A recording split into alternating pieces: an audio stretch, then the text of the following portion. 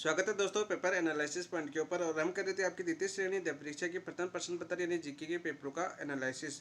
और उसमें कर रहे थे माइनर टेस्ट 11 का एनालिसिस, जो हुआ था आपका 27 जुलाई 2025 को। कब हुआ था आपका? 27 जुलाई 2025 को।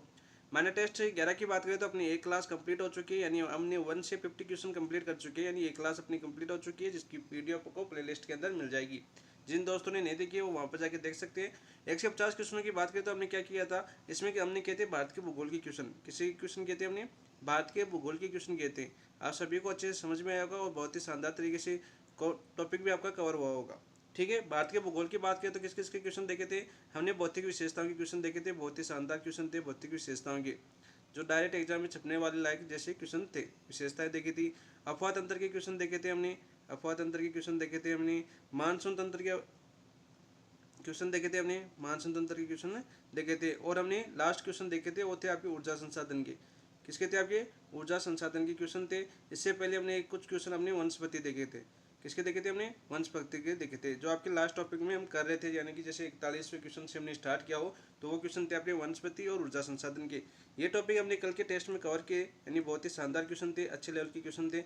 बहुत ही अच्छे लेवल के क्वेश्चनों को समझाया आपको और अच्छे से आपको याद करवाने की कोशिश की। प्रीवियस ईयर के क्वेश्चन बताए गए थे, साथ साथ जो नवीनतम क्वेश्चन अभी पीछे ने पूछे हैं जनवरी से लेकर जून तक, वो क्वेश्चन भी आपको यहाँ पर करवाए गए। ठीक है दोस्तों, इनके साथ साथ इनके जो इंपॉर्टेंट क्वेश्चन बनते हैं वो भी आपको यहाँ पर व्याख्या के साथ आपको बताया गया है। प्रत्येक ऑप्शन की व्याख्या की गई है। प्रत्येक जितने भी इंपॉर्टेंट ऑप्शन थे उनके बारे में आपको बताया गया है। प्रीवियस ईयर में कौन सा ऑप्शन पूछा गया है ये भी आपको यहाँ पर बताया गया है। और बहुत ही शानदार क्लास रही थी अपनी, क्वेश्चन नंबर 1 से लेकर 50 तक। आज करें 50 से आगे वाले क्वेश्चन, यानी अपनी क्लास है 2। क्लास 2 की बात करें 50 से आगे, तो हम जहाँ पर खत्म की थी हमने वनस्पति और ऊर्जा संसाधन, तो यहीं से हम वापस से स्टार्ट करेंगे अपने कुछ क्वेश्चन, यानी 10 क्वेश्चन अपने आज पढ़ेंगे। 10 से या 15 क्वेश्चन आपकी ज्योग्राफी की हैं, वो भी आपकी ऊर्जा संसाधन और वनस्पति से संबंधित क्वेश्चन है। फिर हम 10 क्वेश्चन हम पढ़ेंगे आपके जून के करंट अफेयर्स। जून के करंट अफेयर्स जैसे हमने आपके जो मेनार खींचन गाँव जैसे रामसर साइड में सम्मिलित हुए, ऐसे आपकी जो युवा खेल हुआ है वो आपका साहित्य अकादमी पुरस्कार मिला है आपका 2025 को। वो किसको मिला है? बाल साहित्य अकादमी पुरस्कार, उसके क्वेश्चन देखने को मिलेगा। अदर आपकी कार्यक्रम जैसे राजस्थान गवर्नमेंट के जो कार्यक्रम है वो आपको देखने को मिलेंगे। इसके अलावा आपको एक टॉपिक, महत्वपूर्ण टॉपिक और इंपॉर्टेंट टॉपिक मिलता है आपका इस टेस्ट के आगे के क्वेश्चनों में, वो आता है आपका अर्थव्यवस्था से संबंधित। और अर्थव्यवस्था से कौन सा टॉपिक यहाँ से संबंधित है? आपके उद्योग क्षेत्र। कौन सा क्षेत्र है? उद्योग क्षेत्र। ठीक है, माइनर टेस्ट 10 में क्या किया था हमने? माइनर टेस्ट 10 में हमने अर्थव्यवस्था के 2 टॉपिक किए थे, सेवा क्षेत्र और कृषि क्षेत्र। सेवा क्षेत्र और कृषि क्षेत्र, जो आप देख सकते हो 9 और 10 में दोनों के क्वेश्चन थे। और आज करें हम आपके उद्योग क्षेत्र, यानी अर्थव्यवस्था के जो 3 टॉपिक आपके महत्वपूर्ण है, और यहाँ से आपको क्वेश्चन 2 या 3 क्वेश्चन देखने को मिलते हैं आपकी सेकंड ग्रेड के अंदर, तो वो क्वेश्चन यहाँ पर कवर करने की कोशिश की गई है। ठीक है दोस्तों, तो आज करते हैं शुरुआत, और चलो क्लास को शुरुआत करते हैं। शुरुआत करने से पहले जिन दोस्तों ने अभी तक अपने चैनल को सब्सक्राइब नहीं किया है तो चैनल को सब्सक्राइब कर लीजिए। वीडियो सॉल्यूशन कैसे लग रहे हैं वो कमेंट में जरूर बताएं, और उसमें कोई सुधार करना हो, क्योंकि अभी भी हम आपके मेजर टेस्ट 3 करेंगे, 3 फाइनल करेंगे, यानी 6 टेस्टों के अभी भी 4 टेस्ट हो, एक परी भी हो सकता है आपका, परी सेकंड ग्रेड, यानी आपकी कितने टेस्ट हो गए? आपके 5 टेस्ट और करेंगे यदि कोई सुधार करना हो। और वो भी ऐसे करेंगे, ऐसे नहीं कि डायरेक्ट फाइनल, ऐसे नहीं करेंगे कि डायरेक्ट क्वेश्चन आया ऑप्शन टिक के लिए, नहीं। फाइनल टेस्ट इस प्रकार से कराऊंगा जैसा फर्स्ट ग्रेड को करवाया। फर्स्ट ग्रेड की क्लास की देखना आप, फाइनल टेस्ट आपके फाइनल टेस्ट करवाए फर्स्ट ग्रेड को 5 टेस्ट। ठीक है, वो टेस्ट करेंगे। इसके साथ साथ अदर कोचिंगों के जो इंपॉर्टेंट फाइनल टेस्ट है वो भी हम करेंगे, देखने को मिलेंगे आपको। लगभग 10 से 11 फाइनल टेस्ट करवाएंगे, यानी पूरे सिलेबस को आपको 10 बार रिवीजन करने का मौका मिलेगा अपने इसी चैनल के ऊपर। ठीक है दोस्तों, तो सभी दोस्त तैयार रहना और सभी दोस्तों के साथ शेयर कर देना। तो चलो शुरुआत करते हैं, देखते हैं क्या होना क्वेश्चन क्या था आपका। बहुत ही इजी सा क्वेश्चन था, और मैंने जब नाथ पब्लिकेशन की बुक एनालिसिस करवाया था तो इस क्वेश्चन को बहुत ही शानदार तरीके से समझाया था। हमने क्या किया था, जो आपके नाथ की जो क्वेश्चन बैंक है, आपकी पर्सन बैंक है, वो मैं सॉल्यूशन करवा रहा हूँ 5100 प्लस वाली। ठीक है, उसमें हमने टॉपिक किया था आपका ऊर्जा संसाधन। ऊर्जा संसाधन में ये आपका टॉपिक था, ये क्वेश्चन था, और इस क्वेश्चन को बहुत ही शानदार तरीके से समझाया, क्योंकि प्रीवियस ईयर का क्वेश्चन है ये आपका। देखो इसमें क्या दिया हुआ है, निम्नलिखित में से कौन सा पेट्रोलियम उत्पादक क्षेत्र पश्चिमी अपतटीय क्षेत्र में सम्मिलित नहीं है? पश्चिमी अपतटीय क्षेत्र में सम्मिलित नहीं है, ये आपका कलाम करने क्वेश्चन बनाया है। आपके पूछा गया था कि कौन सा अपतटीय क्षेत्र आपके सर्वाधिक तेल का उत्पादन करता है आपका, तो वो आता है आपका पश्चिमी अपतटीय क्षेत्र। तो यहाँ से बात करें तो यहाँ से देखो भारत को कितना पेट्रोल बनता है, यहाँ पर पश्चिमी अपतटीय क्षेत्र की बात करें हम, पश्चिमी अपतटीय क्षेत्र समझ तो गए ना, पश्चिमी अपतटीय क्षेत्र कौन सा है? अरे ये अपना भारत है। ठीक है, ये वाला, ये वाला पश्चिमी अपतटीय क्षेत्र है, समझ गए। हाँ, इस तरह से समझना आपको, मैं भी याद होना चाहिए। इस क्षेत्र से भारत को लगभग 49.3% तेल प्राप्त होता है, पेट्रोलियम प्राप्त होता है। कितना पेट्रोलियम? 49.3% प्राप्त होता है, यानी सर्वाधिक पेट्रोलियम का उत्पादन होता है वो पश्चिमी अपतटीय क्षेत्र से होता है। कितनी परसेंट होता है? 49.3%। कितना होता है आपका? 49.3%। ये आपकी सेकंड ग्रेड में आया हुआ क्वेश्चन है भाई, सेकंड ग्रेड में पूछा गया क्वेश्चन है, सेकंड ग्रेड में पूछा गया क्वेश्चन नहीं है, ठीक है। फिर मैंने बताया था वहीं पर आपको समझाते हुए कि दूसरे स्थान पर कौन सा आता है, दूसरे स्थान पर कौन आता है, तो दूसरे स्थान पर आता है अपना राजस्थान। कौन आता है? अपना राजस्थान आता है। कौन आता है भाई? राजस्थान आता है। और राजस्थान से कितना प्रतिशत पेट्रोलियम का उत्पादन किया जाता है? वो किया जाता है आपका 22.41%। अभी कोर्ट के अंदर एक क्वेश्चन आया था पीछे के एग्जाम के अंदर, उसमें ये आपका परसेंट का आंकड़ा दिया हुआ था, ठीक है। 22.41% राजस्थान से पेट्रोलियम का उत्पादन होता है, ठीक है सर, ये भी आपने बता दिया था। सर अपन तो क्वेश्चन करते हैं, क्वेश्चन क्या पूछा हमें, कौन सा क्षेत्र पेट्रोलियम उत्पादन क्षेत्र पश्चिमी अपतटीय क्षेत्र में सम्मिलित नहीं है? देखो आलिया बेट, आलिया बेट की बात करें, यह आपके गुजरात के भावनगर में पड़ता है। कहाँ पर पड़ता है आपका? गुजरात राज्य है, ठीक है। गुजरात कहाँ पर है आपका? यहाँ पर गुजरात है। और गुजरात का एक शहर है कौन सा आपका? भावनगर, ठीक है। और भावनगर से 45 किलोमीटर दूर, भावनगर से 45 किलोमीटर दूर अरब सागर में, कहाँ पर स्थित है आपकी? अरब सागर में स्थित है। चलो सर, ये तो आपका पश्चिमी अपतटीय क्षेत्र में शामिल है। दूसरा होता है वसई क्षेत्र, ठीक है। ये भी कहाँ पर आपका? मुंबई के अंदर। वसई क्षेत्र कहाँ पर पड़ता है आपका? मुंबई में, तो ये भी आपका पश्चिमी अपतटीय क्षेत्र का भाग है। तीसरा ऑप्शन दे रखा है हमें नारी मनमम और कोविल पल, ये आपके तमिलनाडु में पड़ते हैं। कहाँ पर पड़ते हैं? आपके तमिलनाडु में। और तमिलनाडु कौन से क्षेत्र में आता है आपका? पूर्वी तट पर। कौन से तट पर आता है आपका? पूर्वी तट पर। तमिलनाडु अपना कौन सा आता है? इधर वाला क्षेत्र। कौन सा तट पड़ता है इधर आपका? कोरोमंडल तट। ये भी साथ साथ ऐसे याद कर लेना। देखो कितने क्वेश्चन कनेक्ट हो रहे हैं आपके। कोरोमंडल तट, तो सर ने बताया कि तमिलनाडु है वो कोरोमंडल तट पर स्थित है, तो ये वो पूर्वी तट पर है जो आपके पश्चिमी अपतटीय क्षेत्र का भाग नहीं है। और दोनों एक खदान याद कर लेना, कौन से राज्य में पड़ती है आपकी, ये दोनों पेट्रोलियम के क्षेत्र है, ये आपके तमिलनाडु राज्य में पड़ते हैं। फिर चौथा देखो इंपोर्टेंट, ये आपके सेकंड ग्रेड पूछा गया है, मुंबई हाई क्षेत्र। और पश्चिमी अपतटीय क्षेत्र का सर्वाधिक उत्पादन करने वाले क्षेत्र आपका है मुंबई हाई क्षेत्र। सर्वाधिक पेट्रोलियम कहाँ से उत्पादन होता है आपका? मुंबई हाई क्षेत्र से। ये कहाँ पर पड़ता है? ये आपका, ये देखो मुंबई से 160 किलोमीटर दूर, 160 किलोमीटर दूर अरब सागर में, अरब सागर में। और सर्वाधिक पेट्रोलियम का उत्पादन होता है यहाँ से। सर्वाधिक पेट्रोलियम का उत्पादन कहाँ से होता है आपका? मुंबई हाई क्षेत्र से, जो काफ़ी बार आपके क्वेश्चन में पूछा गया है, ठीक है दोस्तों। तो कौन सा सम्मिलित नहीं है आपका पश्चिमी अपतटीय क्षेत्र में? आपका ऑप्शन नंबर 3 आपका नारीमन और कोविलपल, ये आपके दोनों कहाँ पर स्थित है? क्षेत्र आपके तमिलनाडु में स्थित है। तो इस तरह से आपको याद होनी चाहिए, प्रत्येक ऑप्शन की व्याख्या के साथ आपको समझाया गया कौन कौन से क्वेश्चन आपके सेकंड ग्रेड में पूछा गया, अच्छे से समझ में आए होंगे आपको, तो अच्छे से याद कर लेना। देखो आपका अलिया बेट, वसाई क्षेत्र और मुंबई हाई क्षेत्र से सर्वाधिक पेट्रोलियम का उत्पादन होता है। कितना होता है आपका? 49.3%। दूसरे नंबर पर कौन आता है आपका? राजस्थान आता है, जहाँ से 22.41% पेट्रोलियम का उत्पादन किया जाता है, ठीक है। ये दोनों चीज़ें याद रखना। अलिया बेट द्वीप आपकी गुजरात के भावनगर से 45 किलोमीटर दूर अरब सागर में स्थित है। वसई क्षेत्र मुंबई में स्थित है। और मुंबई से 160 किलोमीटर दूर पर आपका मुंबई हाई क्षेत्र स्थित है, अरब सागर के अंदर। ऑप्शन नंबर 3 आपका 51 का राइट आंसर। नेक्स्ट देखो क्वेश्चन नंबर 52। 52 दे रखा आपका, निम्नलिखित में से भूतापीय ऊर्जा से संबंधित स्थल नहीं है। देखो ये क्वेश्चन भी बहुत ही शानदार तरीके से मैंने समझाया था। मैंने ये बताया था कि भूतापीय ऊर्जा उत्पादन में विश्व में प्रथम स्थान पर कौन सा आपका? विश्व में प्रथम स्थान पर बताया था मैंने। क्यों बताया था? क्योंकि आपके वर्ल्ड ज्योग्राफी शामिल है, ठीक है। वहाँ पर एक क्वेश्चन आता है आपका, उस क्वेश्चन से हिसाब से हमें ये याद होना चाहिए कि भूतापीय ऊर्जा का विश्व में प्रथम स्थान आपका यूएसए। कौन है आपका? यूएसए। मैंने बताया था कि अमेरिका है, ठीक है। और हमें क्या पूछा है कि स्थल सम्मिलित नहीं है, देखो नहीं है। देखो मैंने क्या बताया था, भारत का जो है पुंगा घाटी जो लद्दाख में स्थित है, बिल्कुल राइट। और ये इंपॉर्टेंट क्वेश्चन है, आप यदि क्लास देख रहे हो नाथ पब्लिकेशन की, तो मैंने ये बताया था कि मणिकरण हिमाचल प्रदेश में आपके एग्जाम में 8 से 9 बार पूछा गया है, ठीक है। 8 से 9 बार बता रहा हूँ, कम से कम फर्स्ट पेपर में पूछा गया होगा आपका। फर्स्ट पेपर की बात करूँ, फर्स्ट पेपर में पूछा होगा 4 से 5 बार तो ये क्वेश्चन। मणिकरण हिमाचल प्रदेश, मणिकरण हिमाचल प्रदेश सबसे ज़्यादा बार, ठीक है। सबसे ज़्यादा बार ये क्वेश्चन आपके पूछा गया है सेकंड ग्रेड के अंदर, ठीक है। तो ये आपका बिल्कुल राइट है। तपोवन उत्तराखंड में है, ठीक है। जलखेरी पंजाब, यहाँ पर आपका भूतापीय ऊर्जा क्षेत्र से संबंधित नहीं है। एक और है आपका जो आपकी क्वेश्चन बार बार पूछा जाता है, आपका छत्तीसगढ़ में स्थित है आपका एक, छत्तीसगढ़ में आपका कौन सा? आपका तातापानी, तातापानी, ठीक है दोस्तों। तो इसका आंसर क्या हो जाएगा? ऑप्शन नंबर 4 आपका राइट आंसर हो जाएगा, जो आपकी भूतापीय ऊर्जा संसाधन से संबंधित नहीं है, ठीक है। और आपकी नाथ एप्लीकेशन की आपकी क्लास है, 1 घंटे की क्लास है, नाथ पब्लिकेशन बुक की 1 घंटे की क्लास आपकी जो आपकी ऊर्जा संसाधन के नाम से हैं प्लेलिस्ट में आपको मिल जाएगी। पूरा ऊर्जा संसाधन तैयार कर लेना। प्रत्येक प्रीवियस ईयर क्वेश्चन चाहे फर्स्ट पेपर के हो चाहे एसएसटी के हो, एसएसटी का जो पेपर होता है उनके स्पेशल ऊर्जा संसाधन टॉपिक होता है। सारे क्वेश्चन जो आपके सिंगुलरिटी से संबंधित टॉपिक है सारे क्वेश्चन करवाए गए प्रत्येक ऑप्शन की व्याख्या के साथ, और याद करवाने के लिए प्रत्येक ऑप्शन की ट्रिक के साथ आपको याद भी करवाया गया है। उनकी विशेषता बताई गई है आसपास की, ताकि आपको लंबे टाइम तक याद रहे। तो आप देख सकते हैं ऑप्शन नंबर 4 आपका राइट आंसर हो जाएगा। नेक्स्ट देखो क्वेश्चन नंबर 53 की बात करता हूँ मैं। निम्नलिखित में से कौन सा परमाणु ऊर्जा संयंत्र पूर्णतः स्वदेशी तकनीक से निर्मित है? ये देखो मैंने R2 के R2 का वर्णन किया था। परमाणु ऊर्जा संयंत्र की बात करें भारत में कुल कितने आपके, भारत में कुल मैंने बताए थे 8। कितने बताए थे मैंने? कुल 8 बताए थे, ठीक है। उनमें से हमें पूछा कि स्वदेशी तकनीक से निर्मित कौन सा है, तो तमिलनाडु वाला बताया था मैंने। तमिलनाडु में इनमें कौन सा है बताओ भाई, तमिलनाडु में कौन सा है इनमें?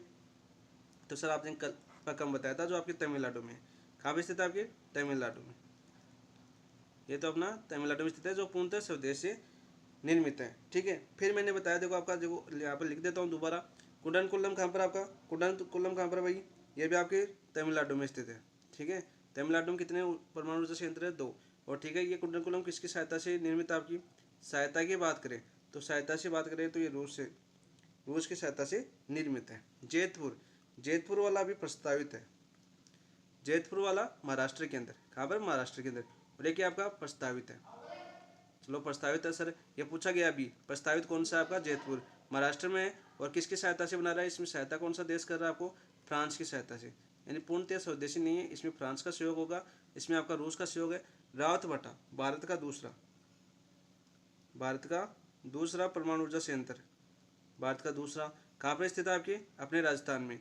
राजस्थान में कहाँ आपके? चित्तौड़गढ़ में। सब कुछ बताया हुआ आपका चित्तौड़गढ़ में। और चित्तौड़गढ़ कहाँ पर पड़ता है? अपने राजस्थान में पड़ता है, ठीक है। दुर्ग तो चित्तौड़गढ़, बाकी सब गडैया चित्तौड़गढ़ में पड़ता है, ठीक है, राजस्थान के अंदर, ठीक है। कब स्थापना हुई थी इसकी? इसकी स्थापना हुई थी 1972 के अंदर। और सर इसकी सहायता किसने की थी? सहायता किसने की थी भाई?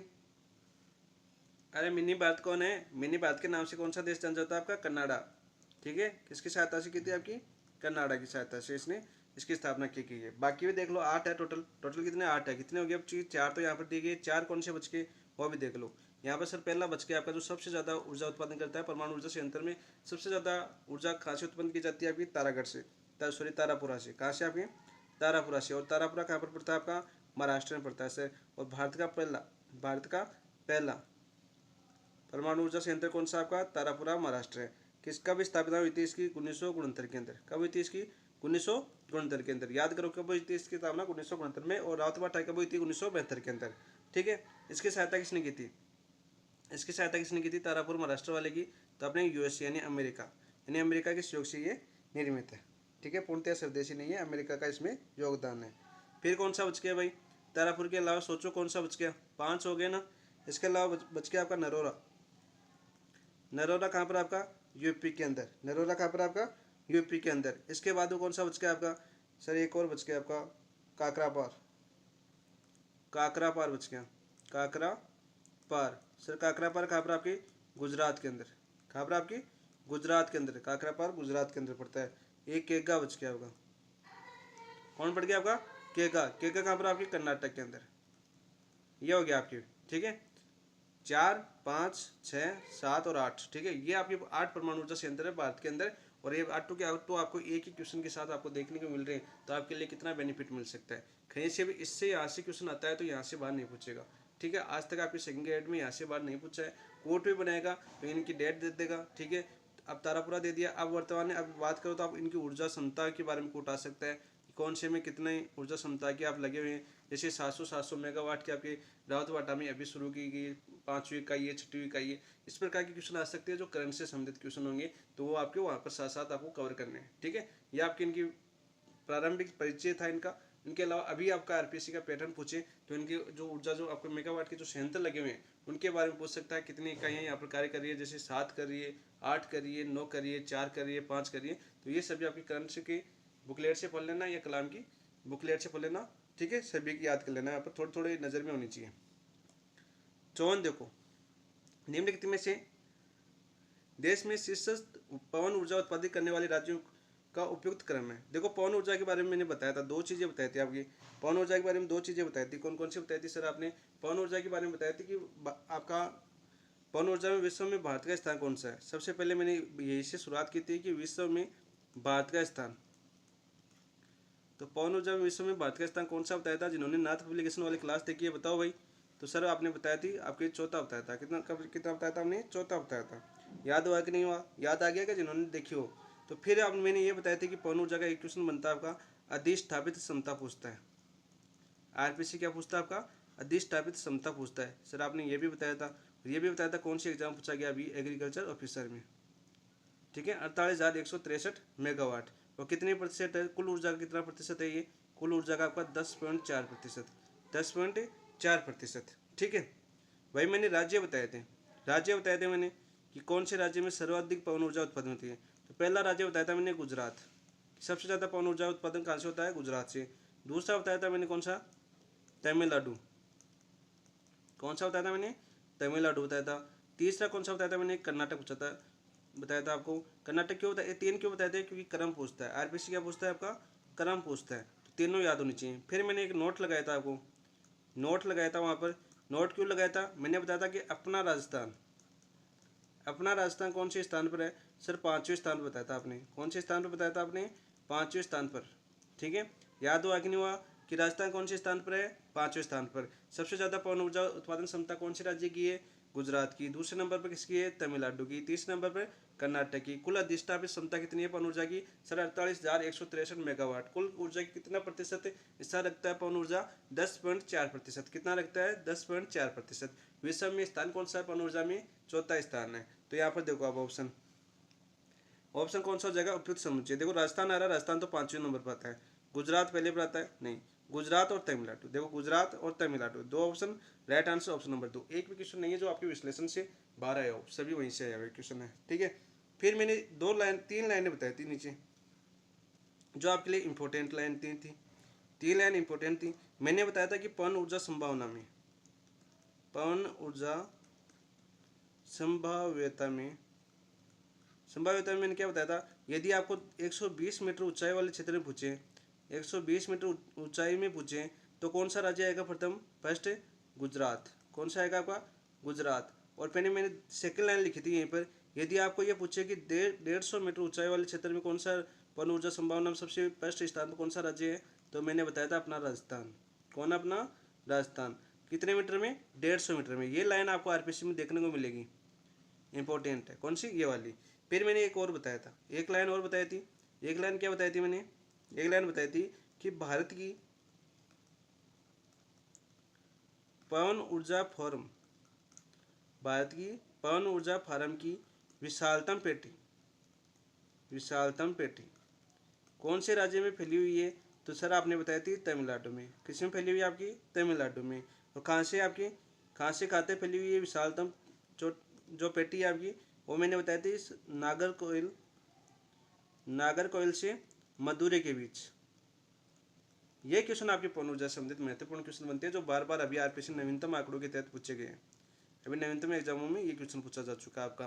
तो राइट आंसर देखो आपका इसका कौन सा हो गया? Option number 2। और ये इंपॉर्टेंट क्वेश्चन है जो यहाँ पर आपको आपके सेकंड ग्रेड में देखने को मिल सकते हैं। ठीक है, चाहे आपको अधिष्ठापित क्षमता देखने को मिले, राज्यों का क्रम मिले, राजस्थान का स्थान पूछे, या चाहे आपका 120 मीटर या 150 मीटर वाली पूछे, तो यहाँ से क्वेश्चन जरूर मिलेगा। एक इनके जो आपका ऊर्जा संसाधन में आपका क्रम आता है, जैसे कोयला आ गया, फिर जल विद्युत आएगा, पवन ऊर्जा आएगी, सौर ऊर्जा आएगा, पेट्रोलियम आएगा, बायोमास, ऐसे क्रम पूछा जाता है। तो वो क्वेश्चन आपका बन सकता है सेकंड ग्रेड के अंदर, क्योंकि ग्रुप 4 के अंदर आपका पेपर है, किस टॉपिक में किस प्रकार क्वेश्चन आएगा वो आरपीसी पर है। ऐसा कोई अंतर्ज्ञानी नहीं है इस दुनिया के अंदर जो आपको पहले पेपर बता दे, वो ना तो उन्हीं का सिलेक्शन हो जाए। ठीक है दोस्तों, ऑप्शन नंबर 2 आपका राइट आंसर हो जाएगा। 55 देखो, निम्नलिखित परमाणु ऊर्जा इकाई स्थिति में असुमलित युग्म है। तो मैंने अभी बताया था असुमलित, देखो के का मैंने केरल बताया था, क्या के का केरल बताया। अभी मैंने 8 परमाणु ऊर्जा संयंत्र बताए थे आपको। ये कहाँ पर आपका? कर्नाटक के अंदर। कहाँ पर आपके? के का? कर्नाटक के अंदर। ऑप्शन नंबर 1 आपका राइट हो जाएगा। तारापुरा मैंने बताया था फर्स्ट आपका महाराष्ट्र के अंदर। सर्वाधिक परमाणु ऊर्जा उत्पादित कहाँ से की जाती है? सर्वाधिक ऊर्जा तारापुरा महाराष्ट्र। कब स्थापना हुई थी आपकी? 1969 में बताई थी सर। किसके सहयोग से बना था आपका? यूएसए के सहयोग से। ठीक है, और राजस्थान वाला रावत बाटा किसका सहयोग था अपना? रावत बाटा किसके सहयोग से बना था? दूसरा था ये 1972 में, 1972 में। ठीक है, किसके सहयोग से? कर्नाटक के सहयोग से। ठीक है, ये सभी चीज़ें आप याद कर लेना, नवीनतम चीज़ें भी याद कर लेना इनकी कि कौन सा संयंत्र कहाँ पर स्थापित किया गया। नेक्स्ट देखो बात करते हैं क्वेश्चन नंबर 56। जो आपको पता है कि यहाँ से क्वेश्चन बार बार पूछ रहा है तो उन टॉपिकों को पहले कवर करना है। ठीक है, और इनका पता कब चलेगा? जब आप प्रीवियस ईयर की क्वेश्चन करोगे। प्रीवियस ईयर क्वेश्चन नहीं करोगे तो आपको देखा होगा कि कलाम के टेस्ट में कितने पास हो रहे हैं। ठीक है, 40% बनना भी कितना मुश्किल है। क्यों हो रहे हैं? क्योंकि सभी प्रीवियस ईयर क्वेश्चन आ गए और पूरे प्रीवियस ईयर क्वेश्चन किसको आते हैं? किसी को नहीं आते। कोई भी सोल्यूशन एनालिसिस नहीं करवाता भाई, बहुत टफ होता है पेपर एनालिसिस करवाना। भारत की निम्नलिखित में से कौन सी एक नदी जवार नदियों का निर्माण करती है? कितनी बार बताया आपको? वर्ल्ड ज्योग्राफी में भी बताया है, टेलीग्राम पर भी बताया है, और आपको भारत की ज्योग्राफी करवाई अफवाह तंत्र के बजाय मैंने भौगोलिक विशेषता में ये बता दिया था आपको। मैंने क्या बताया था? जवार नदबुक आ सकता है, एस्चुरी आ सकता है। जो भारत की जो पश्चिमी तट है, भारत का जो पश्चिमी तट है ना, पश्चिमी तट, ये पश्चिमी तट पर गिरने वाली सभी नदियां हैं ना, सभी नदियां क्या बनाती है? आपकी जवार नदबुक बनाती है। क्या बनाती है? जवार नदबुक बनाती है, यानी एस्चुरी का निर्माण करती है। एस्चुरी मतलब तीव्र गति से अपना जल समुद्र में गिराती है, तीव्र गति से अपना जल समुद्र में गिराती है, उसको बोलते हैं आपकी एस्चुरी। बाकी आपकी जो पूरी तट पर जो नदियाँ जाती है आपकी, चाहे समुद्र रेखा देख लो, यहाँ से ब्राह्मणी देख लो, वैतरणी देख लो, महानदी देख लो, गोदावरी देख लो, कृष्णा देख लो, कावेरी देख लो, कावेरी से पहले पेनार आती है, कावेरी देख लो। ठीक है, पेनार, कावेरी। ठीक है, बाकी आपकी लास्ट तमिलनाडु में गई तो ये सभी क्या बनाती है? आपकी डेल्टा बनाती है।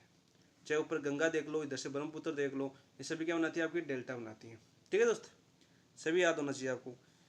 तो देखो गोदावरी, कावेरी, महानदी, और मैंने दो नदियां बताई थी यहाँ से सतपुड़ा पर्वत श्रेणी से दो नदियां निकलती हैं जो आपको बार बार सेकंड ग्रेड के एग्जाम में देखने को मिलती है। एक तो निकलती है आपकी ताप्ती नदी जो मूल सतपुड़ा पर्वत से निकलती है। कहाँ से? आपकी मूल सतपुड़ा। और एक आपकी आती है नर्मदा नदी।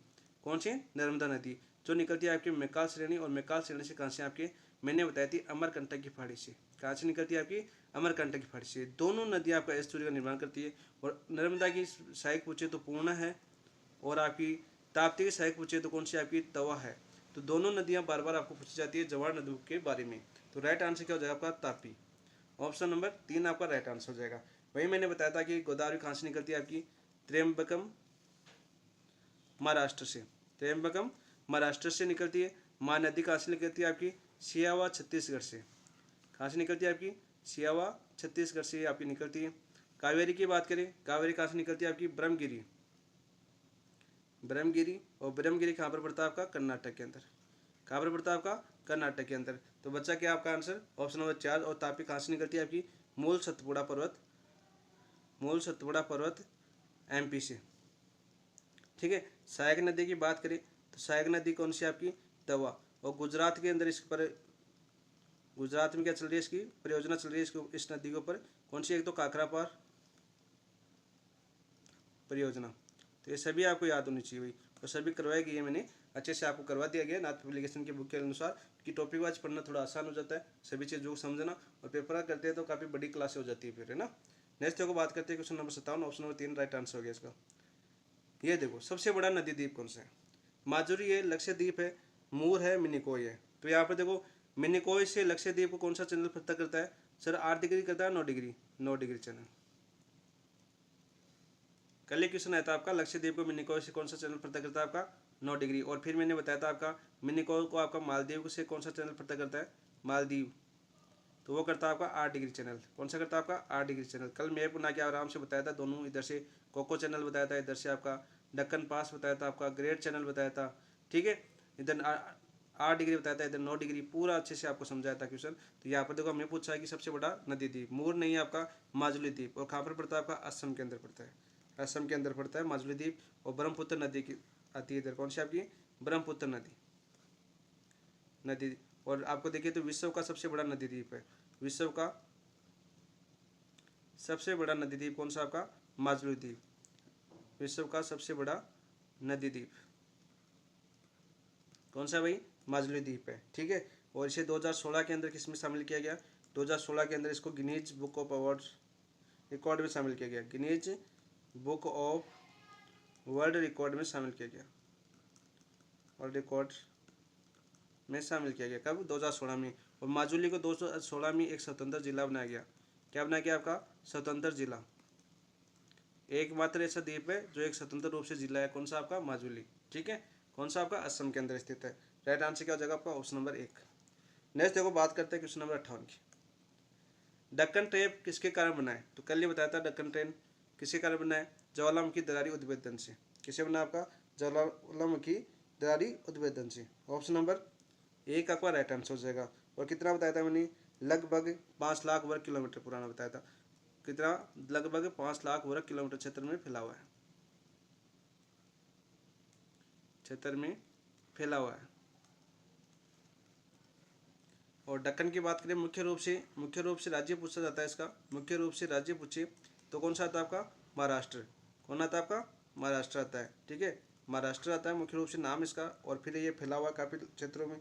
कौन कौन से राज्यों में फैला हुआ? इधर आपके कर्नाटक, तेलंगाना,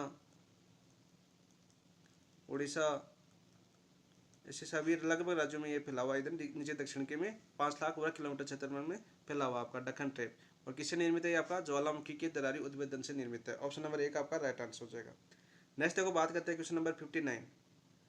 मानसून वनों को देश नाम से जाना जाता है? उष्ण कटिबंधीय पर्णपाती वन, उष्ण कटिबंधीय सदाबहार वन, उष्ण कटिबंधीय वर्षा वन और शंकुधारी वन। तो इसको के मानसून वनों किस नाम से जाता है? आपका ऑप्शन नंबर एक आपका राइट आंसर हो जाएगा, उष्ण कटिबंधीय पर्णपाती वन। इनकी बात करें तो यहाँ पर वर्षा कितनी होती है आपकी? वर्षा की बात करें तो मैंने कल ही बताया था इसको, वर्षा होती है ऐसे 70 से 200 सेंटीमीटर। कितनी होती है आपकी? 70 से 200 सेंटीमीटर यहाँ पर वर्षा होती है। भारत में सर्वाधिक क्षेत्रफल पर कौन से वन पाए जाते हैं? भारत में सर्वाधिक क्षेत्रफल पर कौन से वन पाए जाते हैं? सर्वाधिक क्षेत्रफल पर कौन से वन पाए जाते हैं भाई? वो पाए जाते हैं आपके पर्णपाती वन। इनको हमने 2 भागों में बांटा था। कितने भागों में बांटा था हमने? इनको 2 भागों में बांटा था। 2 भागों में कौन से में? ये तो आर्द्र पर्णपाती वन, आर्द्र पर्णपाती वन, और दूसरे किसमें बांटा था हमने? शुष्क पर्णपाती वन, शुष्क पर्णपाती वन। यानी 2 भागों में बांटा था इनको। और मैंने ये चीज़ याद करवाई थी कि यहाँ पर 2 वृक्ष याद कर लेना, साल, सागवान, साल और सागवान।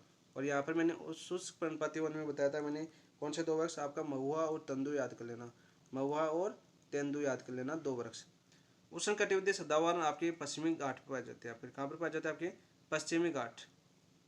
ठीक है, इसके अलावा आपका यह द्वीप समूह में उष्ण कटिबंधीय सदाबहार वन पाए जाते हैं जहाँ पर वर्षा होती है आपकी 250 सेंटीमीटर से अधिक। ठीक है, शंकुधारी वन आपके हिमालय में पाए जाते हैं। कहाँ पर पाए जाते हैं? आपके हिमालय क्षेत्र में पाए जाते हैं। तो राइट आंसर क्या जाएगा आपका? ऑप्शन नंबर एक। नेक्स्ट क्वेश्चन नंबर 60 की बात करते हैं।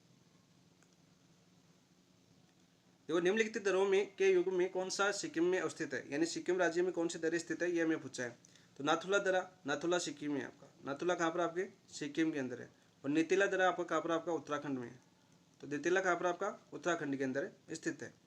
जलेफला और नाथुला, जलेफला और नाथुला ये दोनों आपके सिक्किम में। राइट आंसर क्या जाएगा आपका? ऑप्शन नंबर 2 राइट आंसर हो जाएगा।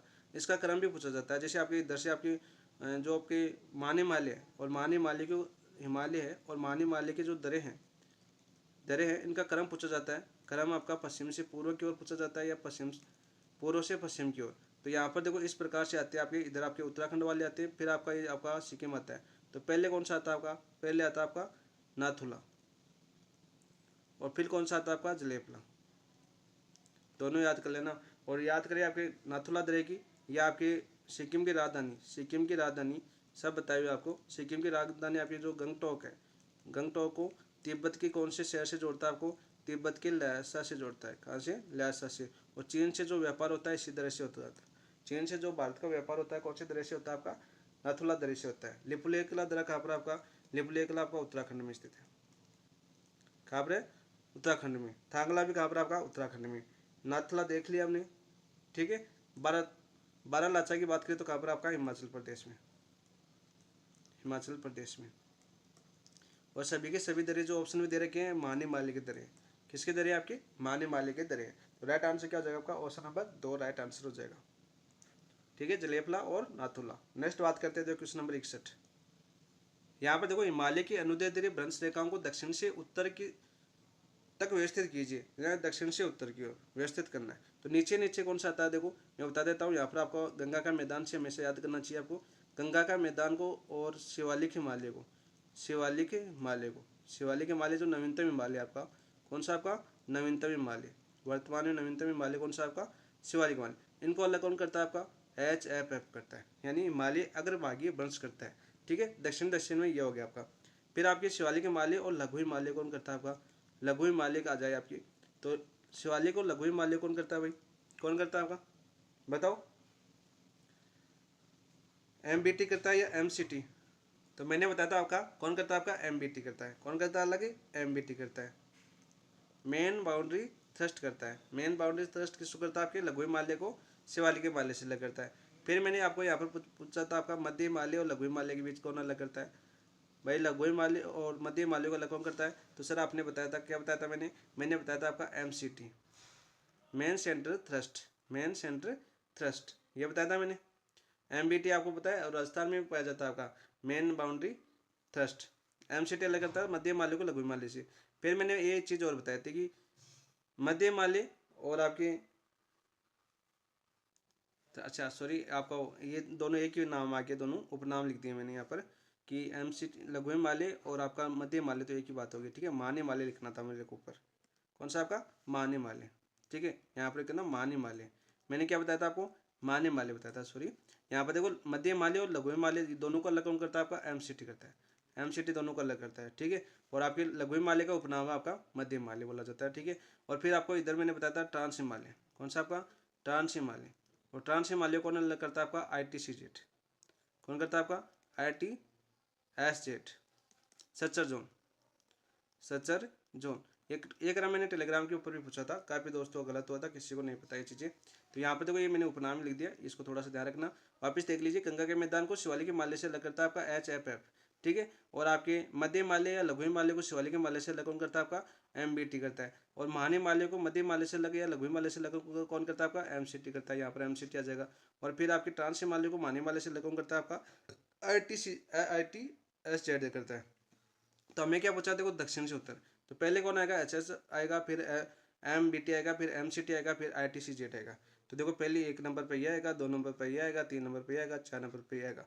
तो ऑप्शन नंबर 2 आपका राइट आंसर हो जाएगा। नेक्स्ट देखो बात करते हैं क्वेश्चन नंबर 62, पाठ भूमि। कल ही करवाया था मैंने पाठ भूमि, आपके छोटा नागपुर का पठार का क्वेश्चन आया था कल। मैंने दो जो पूछे गए थे आपके कोडरमा पठार, हजारीबाग का पठार, उत्तर से दक्षिण क्रम पूछा गया था आपका, हजारीबाग का पठार, और हमने रांची का पठार, रांची का पठार। ये तीन चीजें, 3 पठार पढ़े थे हमने कल ही। आपका छोटा नागपुर के पठार का क्वेश्चन आया था आपका इन्हीं 50 क्वेश्चनों में। यदि वो जिसको याद है तो वो इस क्वेश्चन में नहीं टिकेगा। मैंने वहाँ पर बताया छोटा नागपुर के प्राकृतिक विशेषता की आपकी पाठ भूमि पाई जाती है, ठीक है। और कौन सी नदी इन दोनों को अलग करती है, इनको करती है, मैंने दामोदर नदी बताई थी।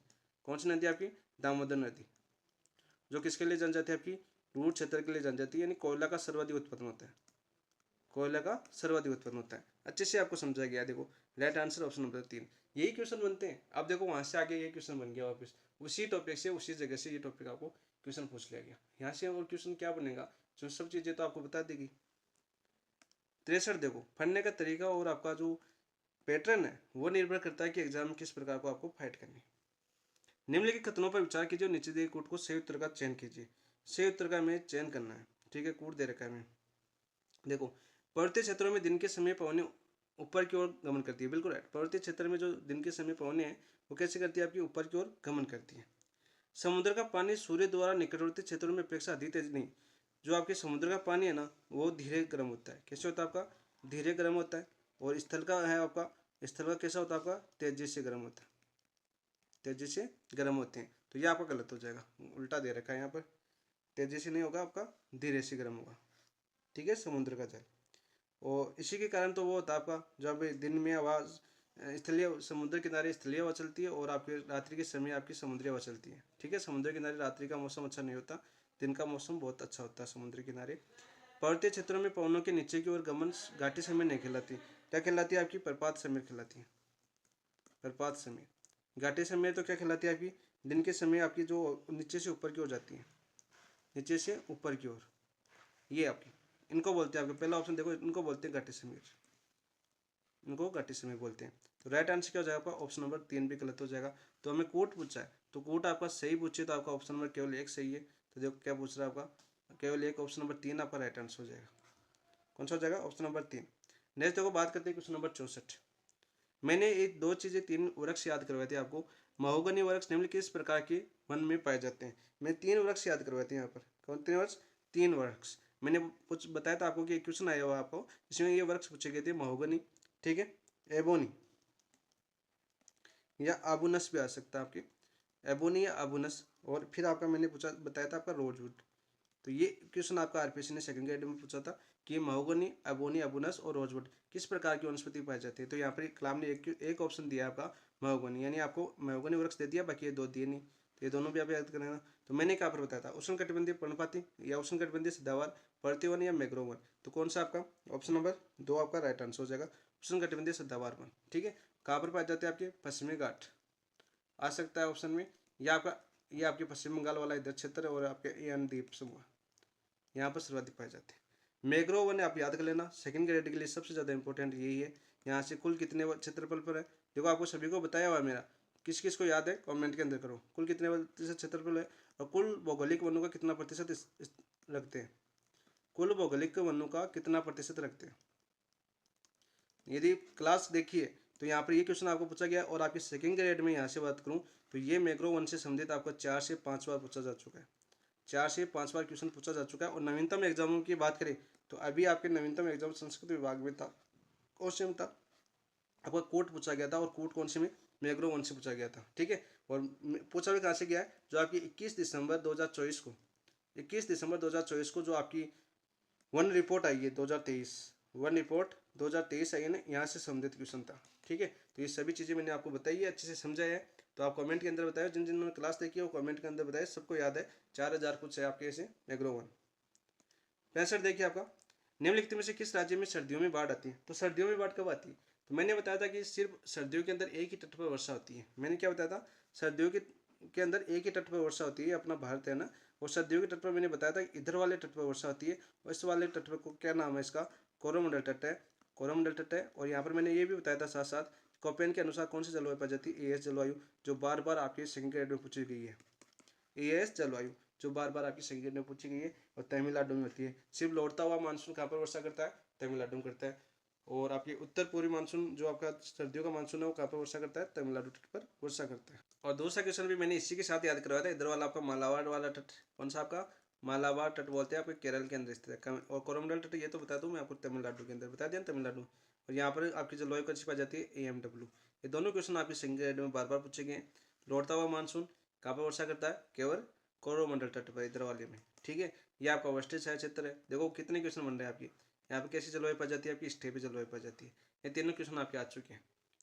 एक क्वेश्चन याद होगा तो तीनों क्वेश्चन याद होंगे, क्योंकि अच्छे से समझा है। जिस दोस्त ने अच्छे से समझा है, यानी क्वेश्चनों को पकड़ा है, यानी क्वेश्चनों की MCQ प्रैक्टिस की है, तो उस दोस्त के लिए यहाँ पर याद करना कोई बड़ी बड़ी बात नहीं है, और वो आराम से इस क्वेश्चन को हल कर लेगा। यहाँ पर देखो, हाल ही में उदयपुर में स्थित मीनार, ये करंट ही क्वेश्चन आ गया अभी। तो उदयपुर में स्थित मीनार, यानी मीनार को अभी आपका रामसर साइड में शामिल किया गया, कब आपका 4 जून 2025 को। देखो वापस पढ़ लेंगे एक बार। हाल ही में उदयपुर जिले में स्थित मीनार को अंतर्राष्ट्रीय रामसर साइट की सूची में सम्मिलित किया गया। इसके संबंध में निम्न कथनों पर विचार किया। तो सबसे पहले तो हम जानते, देखो आपका रामसर सूची की साइट की सूची की बात करते हैं। सबसे पहले यहाँ पर थोड़ा सा हम जान लेते हैं, रामसर साइट की बात करें तो अभी 5 जून 2025 की बात है, सॉरी 4 जून 2025, 4 जून 2025 4 जून 2025 को राजस्थान के 2 स्थलों को शामिल किया गया। राजस्थान के 2 स्थलों को शामिल किया गया, 2 स्थलों को शामिल किया गया। सर कौन कौन से 2 स्थल को शामिल किया गया, तो 2 स्थल सभी को पता है, एक भी ऐसा बंदा नहीं होना चाहिए जिसको पता नहीं है। ये तो आपका मैनार, और दूसरा कौन सा आपका खिचन गाँव। ठीक है भाई, खिचन गाँव सर। मैनार कहाँ पर स्थित है आपका, उदयपुर के अंदर। कहाँ पर, उदयपुर के अंदर। और खिचन गाँव कहाँ पर स्थित है आपके, फलोदी के अंदर।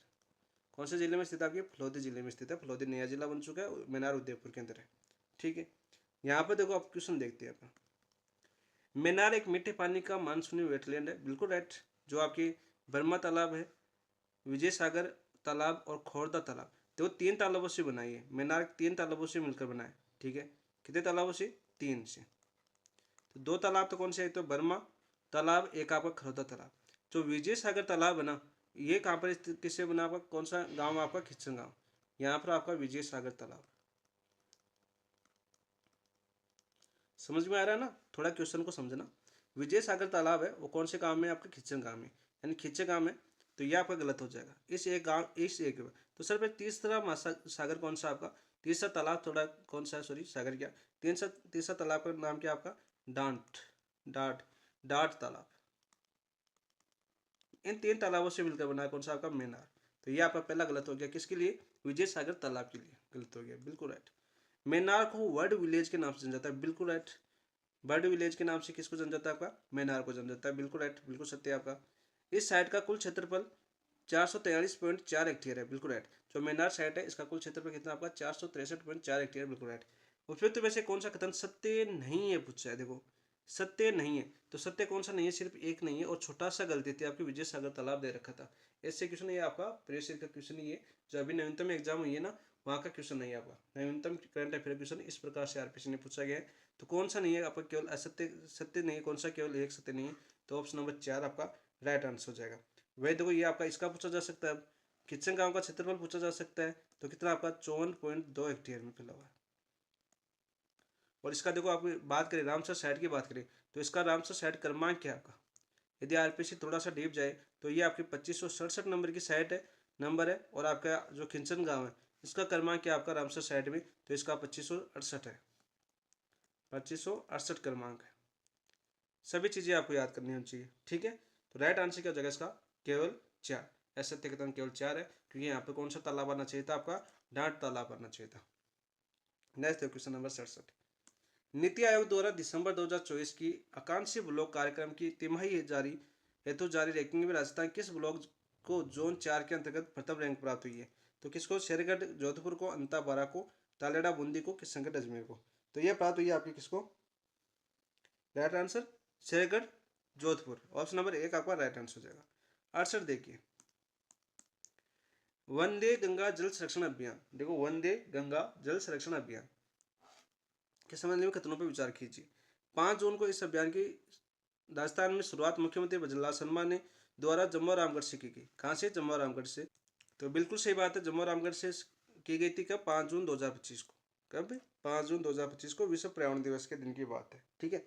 मुख्यमंत्री भजनलाल शर्मा ने कौन सा पौधा लगाकर इसकी शुरुआत की, आपके सिंदूर का पौधा लगाया था। किसका, आपका सिंदूर का पौधा।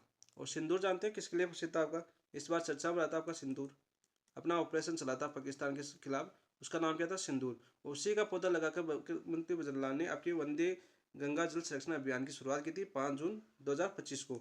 और ये कब तक चला था, ये आपके 20 जून 2025 तक चला था, 20 जून 2025, यानी 15 दिन तक ये अभियान चला था आपका वंदे गंगा जल संरक्षण अभियान, ठीक है सर। ये तो आपने बता दिया कि 15 दिन चला था। इस अभियान की थीम क्या थी, इस अभियान की थीम की पानी रो मान रखो जीवन रो ध्यान रखो, बिल्कुल राइट। ये थीम इंपॉर्टेंट है, याद कर लेना। कौन सा आपकी, पानी रो मान रखो जीवन रो ध्यान रखो, ठीक है। उद्देश्य की बात करें, इस अभियान का प्रमुख उद्देश्य धार्मिक महत्व जलाशयों की सफाई करना नहीं, जो धार्मिक महत्व के जलाशयों की सफाई करना इसका उद्देश्य नहीं था। तो इसका उद्देश्य क्या था सर, इसका उद्देश्य था आपके भूजल स्तर को सुधारना, भूजल स्तर को बढ़ाना, भूजल स्तर को बढ़ाना तथा वर्षा जल संचय करना, वर्षा जल संचय करना।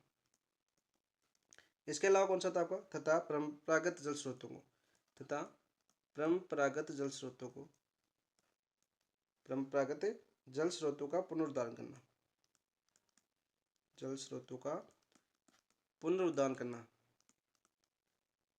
पुनरुद्धार ऐसे लिखता है ना, पुनरुद्धार करना, ठीक है दोस्तों, लिख लेना आप इसको। यहाँ पे देखो क्या हो जाएगा आपका, यह उद्देश्य गलत हो जाएगा, क्योंकि देखो इसका उद्देश्य धार्मिक महत्व के जलाशयों को सफाई करना नहीं था। इसका उद्देश्य था आपका जो आपका भूजल स्तर है उसको बढ़ाना, वर्षा जल संचय करना तथा परंपरागत जल स्रोतों का पुनरुद्धार करना, ये इसका उद्देश्य था। तो तीसरा गलत हो जाएगा, बाकी पहला और दूसरा सही है। ये मैंने बता दिया, 5 जून 2025 को शुरू हुआ था और 20 जून 2025 से चला था, ठीक है। और मुख्यमंत्री भजनलाल शर्मा ने कौन सा पौधा लगाया था, सिंदूर का पौधा लगाया था, ठीक है। हर चीज याद होनी चाहिए आपको। राइट आंसर क्या हो जाएगा आपका, 1 और 2 ऑप्शन सही होगा। तो फिर कौन सा कर सकते हैं, तो 1 और 2 कौन से ऑप्शन में, ऑप्शन नंबर 3 आपका राइट आंसर हो जाएगा। कौन सा हो जाएगा, ऑप्शन नंबर 3। नेक्स्ट देखो बात करते हैं क्वेश्चन नंबर 69। 11वें अंतर्राष्ट्रीय योग दिवस, योग दिवस कब मनाया जाता है, सबसे पहले तो ये याद होनी चाहिए आपकी 21 जून को। तो 11वें अंतर्राष्ट्रीय योग दिवस जो आपका 21 जून को बनाया गया था, आयोजन के लिए राजस्थान की ब्रांड एम्बेसडर किसे बनाया गया था, दिया कुमारी यानी जो आपकी उप मुख्यमंत्री इसको बनाया गया था, नहीं। दिया कुमार तो कौन आपके उप मुख्यमंत्री है, इनको तो नहीं बनाया गया, सौम्या गुजर को बनाया गया था। ऑप्शन नंबर 2 आपका राइट आंसर हो जाएगा। सौम्या गुजर कौन आपकी, जो आपकी जयपुर ग्रेटर नोएडा है, सॉरी ग्रेटर निगम है, जयपुर ग्रेटर निगम है, यहाँ की कौन है, ये आपकी महापौर है, कौन आपकी महापौर है। तो ऐसे पूछे कि सौम्या गुजर आपकी जो ग्रेटर निगम जयपुर की है, आपकी जयपुर ग्रेटर निगम की जो महापौर है कौन है, आपकी सौम्या गुजर है। इन्होंने कौन से योग दिवस का ब्रांड एम्बेसडर बनाया गया था, तो 11वें अंतर्राष्ट्रीय योग दिवस का। और 11वें अंतर्राष्ट्रीय योग दिवस की थीम क्या थी, सबसे पहले आपको थीम याद होनी चाहिए इसकी। थीम की बात करें तो थीम क्या थी, एक पृथ्वी एक स्वास्थ्य के लिए योग। एक पृथ्वी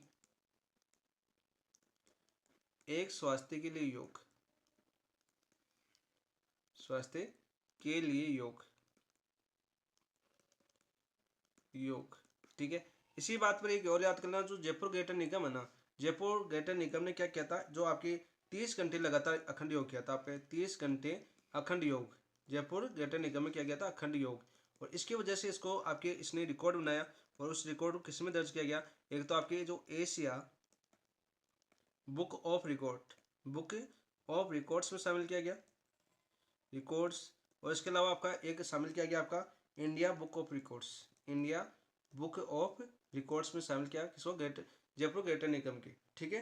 दोनों चीजें याद करना।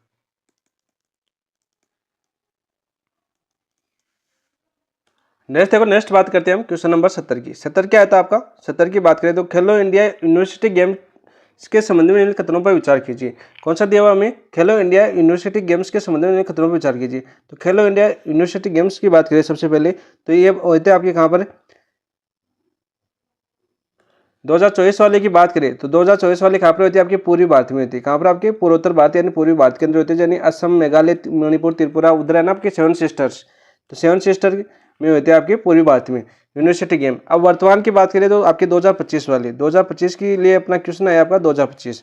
क्यों आया, देखो क्वेश्चन करंट से समझिए। देखो, इन खेलों के 5वें संस्करण की मेजबानी राजस्थान द्वारा की जाएगी। 5वें खेल जो 2025 में होंगे, जो मेजबानी को किसके द्वारा की जाएगी, आपकी राजस्थान द्वारा की जाएगी। और पहली बार राजस्थान मेजबानी करा कि कौन सी बार, आपकी पहली बार आपकी मेजबानी करा, क्योंकि 5वां संस्करण है, पहली बार कौन करा, आपका राजस्थान करा। इस चीज़ को याद कर लेना थोड़ा सा। तो फर्स्ट बार ये खेल नवंबर 2025 में संयुक्त रूप से पूर्णिमा विश्वविद्यालय और राजस्थान विश्वविद्यालय द्वारा जयपुर में आयोजित किए जाएंगे। कहाँ पर किए जाएंगे, आपके जयपुर में आयोजित किए जाएंगे। इस चीज़ को नोट कर लेना, एक जयपुर में आयोजित किए जाएंगे, ये भी आपका बिल्कुल सही है।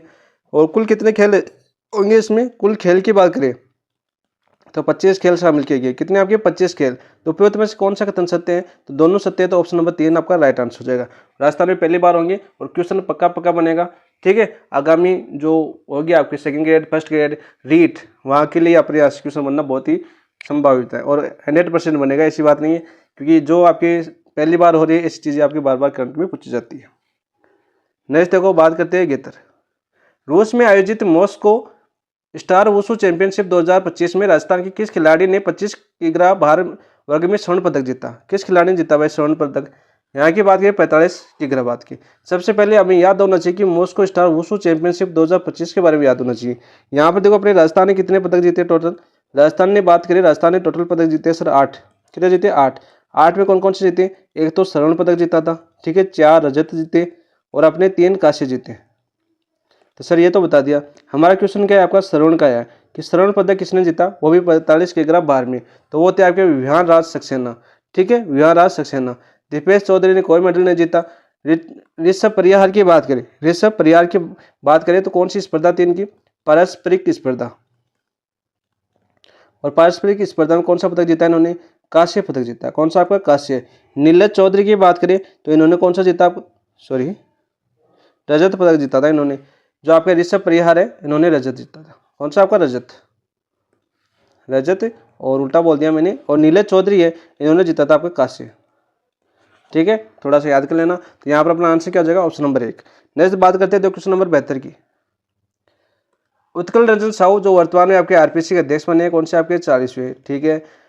और आरपीसी के अध्यक्ष बनने से पूर्व क्या थे, आपके डीजीपी थे। क्या थे, आपके डीजीपी थे। दूसरे नंबर के हो गए ना, डीजीपी है शायद दूसरे नंबर के, पहले आपके दूसरे एक और थे आपके। संविधान लिखित तो विचार कीजिए। देखो यू आर साहू आरपीसी के 40वें अध्यक्ष बने, बिल्कुल राइट। और किन्होंने चुना इसको, चुनते कौन, आपके राज्यपाल चुनते हैं। और राज्यपाल कौन है, आपके हरिभाऊ बागड़े। वर्तमान राज्यपाल हरिभाऊ बागड़े है ना। आरपीसी के अध्यक्ष में इनका कार्यकाल 19 जून 2028 तक नहीं रहेगा, गलत बात, 19 जून 2026 रहेगा। यानी अपनी जो आगामी फर्स्ट ग्रेड वगैरह करवा देगी, ठीक है। आगामी फर्स्ट ग्रेड हो जाएगी, सेकंड ग्रेड जुलाई के अंदर है, सेकंड ग्रेड कहाँ पर आपके जुलाई, और इस जुलाई से पहले पहले आपका इस्तीफा दे देंगे आपके, ठीक है। यू आर साहू आरपीएस के देश बने वाले तीसरे आईपीएस अधिकारी, नहीं आईपीएस अधिकारी तो है ये, लेकिन तीसरे ये कंफर्म नहीं है भाई। आपका सही कौन सा आपका सत्य, केवल एक ही सत्य, तो ऑप्शन नंबर 1 आपका राइट आंसर हो जाएगा। नेक्स्ट देखो बात करते हैं क्वेश्चन नंबर 73 की। वर्ष 2025 के लिए साहित्य अकादमी द्वारा राजस्थान भाषा के लिए बाल साहित्य पुरस्कार चयन हेतु गठित 3 सदस्यीय जूरी का निम्न कौन सदस्य नहीं थे। 3 सदस्यीय जूरी की गठित की गई थी। देखो ऐसा क्वेश्चन पूछा जा सकता है आपको। प्रोफेसर कल्याण सिंह शेखावत थे, नवज्योत बनोट थे आपके, ठीक है, और इसमें देवंती जदावत थे, लेकिन आपके कुंजन आचार्य नहीं थे इसमें सदस्य, तो ये आपका गलत हो जाएगा ऑप्शन नंबर 3। वही हम बाल साहित्य पुरस्कार की बात करें तो बाल साहित्य पुरस्कार की बात करें वर्ष 2025 का तो किसे मिला आपका, ये क्वेश्चन छप सकता है आपके एग्जाम में। तो 2025 की बात करें तो बाल साहित्य पुरस्कार की, किसकी बात कर रहा हूँ मैं, बाल साहित्य पुरस्कार की बात कर रहा हूँ मैं। तो ये किसको मिला आपके, भोगीलाल पाटीदार। किसको मिला आपके, भोगीलाल पाटीदार को। सर भोगीलाल पाटीदार को तो मिला है, लेकिन किस पाटीदार, ठीक है, भोगीलाल पाटीदार को मिला कौन सा आपका बाल साहित्य पुरस्कार, कौन सा वर्ष का आपका, वर्ष 2025 का। और कौन से पुस्तक के लिए मिला इनका, ये आपके पखेरुवन नी पीरा पुस्तक के लिए मिला इनको 2025 का, याद कर लेना। ये क्वेश्चन पक्का देखने को मिलेगा आपका सेकंड ग्रेड में। नेक्स्ट देखो क्वेश्चन नंबर 76 की बात करते हैं। 27 मई को केंद्र सरकार द्वारा देश में पहली बार खनन हेतु 2 पोटास ब्लॉकों की नीलामी की गई। ये ब्लॉक है, देखो पोटास भंडार पूछे गए थे लास्ट टाइम एग्जाम में कि पोटास भंडार सर्वाधिक किस राज्य के किस जिले के अंदर है, तो वही याद कर लो आप। औरगा, रेवतीपुर व सालेपाती ब्लॉक, सूरजपुरा व रामपुरा ब्लॉक, जड़ावाली सीतापुरा व जोरकीयन सतीपुरा कुंजा ब्लॉक, कनाजपुरा व नवाटोला रतनपुरा ब्लॉक। तो 76 में राइट आंसर क्या होगा भाई, 76 में राइट आंसर हो जाएगा आपका ऑप्शन नंबर 3, झंडावाली सीतापुरा व जोरकीयन और सतीपुरा कुंजा ब्लॉक। नेक्स्ट बात करते हैं क्वेश्चन नंबर 75। 7R कॉन्क्लेव के संबंध में निम्न कथनों पर विचार कीजिए। 7R जो आपका कॉन्क्लेव है इसके कथनों पर निम्न पर विचार करना है हमें, तो करो भाई विचार। इसका आयोजन 4 जून 2025 को confederation of India industry CII द्वारा किया गया, बिल्कुल राइट। कब आपका 4 जून 2025 को। ये इसका 8वां संस्करण था, कौन सा संस्करण था, 8वां, बिल्कुल राइट। इसका आयोजन की theme future cities sustainable resilient and thriving रखी गई, बिल्कुल राइट। तो सत्य कथन, तो दोनों सत्य, तो ऑप्शन नंबर 4 आपका राइट आंसर हो जाएगा। नेक्स्ट बात करते हैं क्वेश्चन नंबर 76। MSME चैंपियन योजना का घटक नहीं है, ये आपके उद्योग क्षेत्र के आगे क्वेश्चन, किसके आगे, आपके उद्योग क्षेत्र के। MSME चैंपियन योजना का घटक नहीं है, कौन सा नहीं है आपका, घटक नहीं है। देखो MSME सस्टेनेबल है, ठीक है, MSME कॉम्पिटिटिव नहीं है, ठीक है, ये नहीं है आपका, ऑप्शन नंबर 2 आपका राइट आंसर हो जाएगा। हमें क्या पूछा था, घटक नहीं है। बाकी MSME कॉम्प्रिहेंसिव है आपका, MSME इनोवेटिव भी है, तो ऑप्शन नंबर 2 आपका राइट। चिंतन देखो स्वतंत्र, ऑटोमोबाइल उद्योग के संदर्भ में निम्न कथनों पर सत्य कथन की पहचान कीजिए। ऑटोमोबाइल उद्योग के संदर्भ में निम्न कथनों पर सत्य कथन की पहचान करनी है हमें। वित्त वर्ष 2024 में ऑटोमोबाइल की घरेलू बिक्री में 12.5% वृद्धि दर्ज की गई। कितनी वृद्धि दर्ज की गई आपकी, 12.5%। ये बात तो सही है, 12.5% शुरू की गई, ठीक है।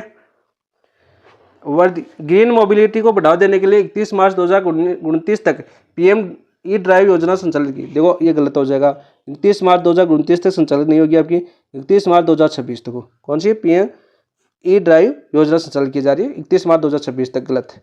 PM ई ड्राइव योजना की शुरुआत कब हुई थी, सबसे पहले तो ये याद होना चाहिए साथ साथ आपको। शुरुआत हुई थी आपकी 1 अक्टूबर 2024 को, और कब तक चलेगी आपकी, 31 मार्च 2026 तक। तो राइट आंसर हो जाएगा आपका ऑप्शन नंबर 1 सही है।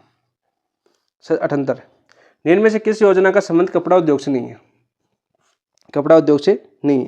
देखो PM मित्र योजना, इसकी शुरुआत हुई थी आपकी 2022 में, कब हुई थी आपकी, 2022 में, और कब तक चलेगी ये आपकी, 2027-28 तक, ठीक है। 2022 में इसकी शुरुआत हुई थी, कपड़ा उद्योग से संबंधित थी, बिल्कुल राइट बात है।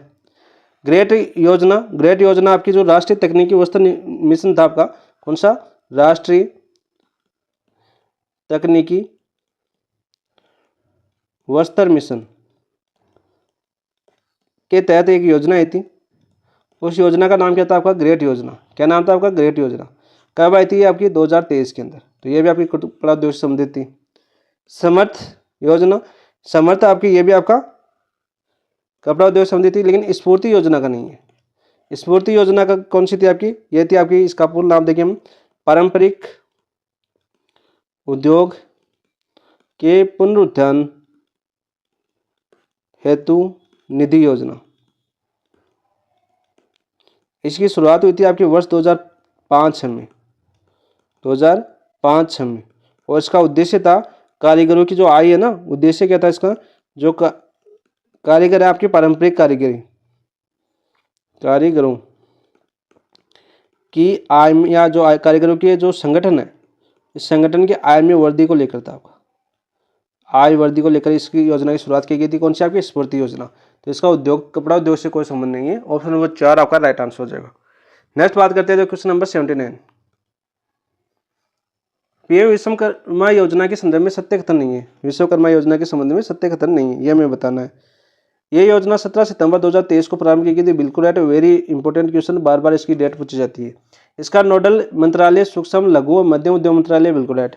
इसकी योजना अवधि 2023-24 से 2028-29 नहीं, 2027-28। ये गलत हो जाएगा, 29 दे रखी है ना, 2027-28 है। ऑप्शन नंबर 3 आपका असत्य कथन नहीं है, ये तो पूछा था मैं, ऑप्शन नंबर 3 हो जाएगा। इसका उद्देश्य देख लो आपका, इसका इस योजना के तहत कारीगरों व शिल्पकारों को विश्वकर्मा कर्मियों के रूप में मान्यता प्रदान की जाएगी। ऑप्शन नंबर 3 आपका सत्य हो जाएगा, 2027-28 तक चलेगी योजना। नेक्स्ट बात करते हैं क्वेश्चन नंबर 80। वित्त वर्ष 2025 की दूसरी तिमाही में औद्योगिक विकास दर घटकर 3.5% हो गई। इसके लिए निम्नलिखित में से कौन से कारण उत्तरदायी है? इसके लिए कौन से कारण उत्तरदायी है, यह मैं बताना था। तो पहला कारण दे रखा है, देखो पहला कारण क्या दे रखा है हमें, गंतव्य देशों की आर्थिक चुनौतियों और प्रतिस्पर्धी औद्योगिक नीतियों के कारण विनिर्माण निर्यात प्रभावित हुआ। बिल्कुल हुआ भाई। मानसून के अप्रत्याशित स्तर ने खनन, निर्माण और विनिर्माण गतिविधियों को प्रभावित किया। बिल्कुल राइट। मानसून देखो अपने 2025 में मानसून आपकी हिमाचल और इधर आपके जम्मू कश्मीर वगैरह उत्तराखंड में तो भारी ज़्यादा तबाही मचाई थी। ठीक है, नो प्रावधान। तिवारी सीजन के पूरे वर्ष की तुलना में बदलाव कारण विकास के आंकड़ों में सांख्यिकीय गिरावट दर्ज की। बिल्कुल राइट। तिवारी सीजन में पूर्व वर्ष की तुलना में बदलाव के कारण विकास के आंकड़ों में सांख्यिकीय गिरावट दर्ज की। बिल्कुल राइट। भारत में श्रमिकों की संख्या अत्यधिक वृद्धि हुई, इससे उत्पादन ठप हो गया। तो श्रमिकों की वृद्धि होने से इसके उत्पादन को कोई प्रभाव नहीं पड़ता है, यह गलत हो जाएगा। चौथा सही नहीं है, बाकी 1, 2, 3 कारण हो सकते हैं आपके। तो देखो ऑप्शन देखते हैं, कूट दिया हुआ है तो कूट आगे देखते हैं हम क्या है आपका, 1, 2, 3, ये आपका केवल ऑप्शन नंबर 2 राइट आंसर हो जाएगा। नेक्स्ट बात करते हैं 81। भारत में इस्पात उद्योग के संदर्भ में निम्न कथनों पर सत्य कथन का चयन कीजिए। इस्पात उद्योग के संदर्भ में बताना हमें। देखो वित्त वर्ष 2000 सत्य कथन का चयन कीजिए। सत्य कौन सा भी? वित्त वर्ष 2025 के अप्रैल नवंबर में देश के तैयार इस्पात उत्पादन में 3.3% की वृद्धि दर्ज की गई। नहीं, तैयार इस्पात में कितनी वृद्धि दर्ज की गई? आपकी 4.6% वृद्धि। कितनी आपकी? 4.6% वृद्धि।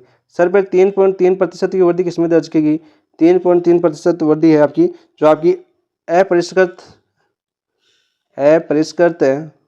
इस्पात, इसमें वृद्धि हुई थी आपकी। अपरिष्कृत इस्पात में कितनी हुई आपकी? 3.3%। और तैयार इस्पात में कितनी वृद्धि हुई आपकी? 4.6%। पहला गलत था आपका, सही नहीं है। दूसरा कथन देखते हैं, दूसरा क्या है देखो आपका, दूसरा कथन की बात करते हैं। कैलेंडर वर्ष 2024 के दौरान भारतीय वैश्विक कच्चा माल इस्पात उत्पादन में विश्व का पहला सबसे बड़ा उत्पादक राष्ट्र था। नहीं, पहला नहीं था। तो सर कौन सा था फिर? पहला नहीं था तो दूसरा। कौन सा उत्पादक राज्य था आपका? दूसरा राज्य था। ठीक है, सबसे बड़ा उत्पादक राष्ट्र कौन सा था आपका? दूसरा। कौन? भारत। तो ये भी आपका गलत हो जाएगा। वित्त वर्ष 2025 में अप्रैल से नवंबर तक भारत इस्पात शुद्ध निर्यातक राष्ट्र बना। वित्त वर्ष 2025 में अप्रैल से नवंबर तक भारत इस्पात का शुद्ध निर्यातक राष्ट्र था। शुद्ध निर्यातक राष्ट्र नहीं था आपका, निर्यातक नहीं था, शुद्ध आपका कौन सा था? आपका आयातक राष्ट्र, आयातक राष्ट्र था। यह भी गलत हो जाएगा। राष्ट्रीय इस्पात नीति 2017 में जारी की गई थी। देखो ऑप्शन नंबर 4 आपका सत्य है। कितना इंपॉर्टेंट क्वेश्चन थे, जिसको असत्य पूछना चाहिए उसमें सत्य पूछा है, क्योंकि इतना घुमाएगा आपकी हर चीज आपको पूछी गई यहाँ पर। यहाँ से यदि आरपीसी क्वेश्चन पूछता है तो यहाँ से बाहर नहीं पूछेगा। ठीक है, देखो हर चीज यहाँ पर आपको नोट की गई। पूरा इस्पात उद्योग का जितना जो इंपॉर्टेंट फैक्ट बनते हैं यहाँ पर वो सभी करवाए गए। और एक क्वेश्चन में जिस दोस्त को पूरा याद है इस्पात उद्योग वही इस क्वेश्चन को कर सकता है, वरना नहीं कर सकता। ठीक है, तो ऑप्शन नंबर 4 आपका राइट आंसर हो जाएगा। ऐसे आप क्वेश्चनों को पकड़ा करो। अच्छे से समझो करो और MCQ प्रैक्टिस किया करो ताकि आपको अच्छे से याद हो जाए। और अर्थव्यवस्था तभी याद होगी जब आप MCQ करोगे। PPT मोड पर कोई भी टीचर पढ़ा जाता है और PPT मोड पर आंखों के सामने होता है ना, तो आराम से हर कोई अच्छे से पढ़ा सकता है। PPT मोड का यही है। लेकिन आंकड़े याद करना एक विद्यार्थी के लिए कितना मुश्किल है वो पढ़ने वाला जानता है। उन टीचर उस पर ध्यान नहीं देते, उनको सिर्फ वो ये होता है कि हाँ मैंने समझा दिया, उनको समझ में आ गया। तो PPT मोड पर सामने होता है ना, तो सुबह से उठा मान लो हमारे सामने हो तो हम भी उनसे बेहतर समझा सकते हैं। PPT मोड का बहुत फर्क पड़ता है। आर्थिक समस्या या अर्थव्यवस्था को याद करना है तो आपको MCQ प्रैक्टिस करनी होगी। मेन तो यही है आपका। बाकी आपकी इच्छा है क्या करते हो आप। भारत के औद्योगिक क्षेत्र के संदर्भ में निम्न खतरों पर विचार कीजिए। औद्योगिक क्षेत्र के संदर्भ में निम्न क्षेत्रों पर विचार करते हैं। वित्त वर्ष 2025 में औद्योगिक क्षेत्र के उप क्षेत्रों के में विनिर्माण क्षेत्र में सर्वाधिक वृद्धि दर्ज की गई। विनिर्माण क्षेत्र में सर्वाधिक वृद्धि दर्ज की गई, यह आपका गलत हो जाएगा। ये तो आपका सत्य नहीं है। सर्वाधिक वृद्धि दर्ज नहीं की गई इसमें तो। विनिर्माण क्षेत्र में वैश्विक अर्थव्यवस्था में भारत की हिस्सेदारी चीन की हिस्सेदारी की लगभग 10% है। बिल्कुल राइट। देखो चीन की कितनी है आपकी, चीन की आपकी 28.8% है और भारत की कितनी है आपकी 2.8% है, लगभग 10% है। देखो ये आपका सही है दूसरा तो, लेकिन असत्य कथन पूछा है तो पहला असत्य कथन है, तो केवल एक आपका राइट आंसर हो जाएगा। कौन सा हो जाएगा, पहला एक आपका राइट आंसर हो जाएगा। नेक्स्ट बात करते हैं क्वेश्चन नंबर 83। राष्ट्रीय रसद नीति के संदर्भ में निम्न कथनों पर विचार कीजिए। तो विचार करते हैं आपका लॉजिस्टिक में सुधार हेतु 17 सितंबर 2023 को यह नीति जारी की गई। नहीं, राष्ट्रीय जो रसद नीति है वो 17 सितंबर 2022 को जारी की गई थी। कब आपकी 17 सितंबर 2022 को जारी की गई थी। इसका लक्ष्य वर्ष 2023 तक भारत में लॉजिस्टिक की लागत को वैश्विक बेंचमार्क के बराबर करना है। बिल्कुल राइट। इसका लक्ष्य लॉजिस्टिक परफॉर्मेंस इंडेक्स रैंकिंग में वर्ष 2030 तक शीर्ष 25 देशों में शामिल होना है। बिल्कुल राइट। इनमें कौन सा कथन सत्य है, तो पहला तो गलत हो गया, तो दूसरा और तीसरा सत्य है, तो राइट आंसर ऑप्शन नंबर कौन सा हो जाएगा, 2 राइट आंसर हो जाएगा। नेक्स्ट बात करते हैं, देखो 84 क्या पूछा गया। भारत की पब्लिक इंफ्रास्ट्रक्चर में वैश्विक रैंकिंग में सुधार के उद्देश्य के लिए भारत मिशन राष्ट्रीय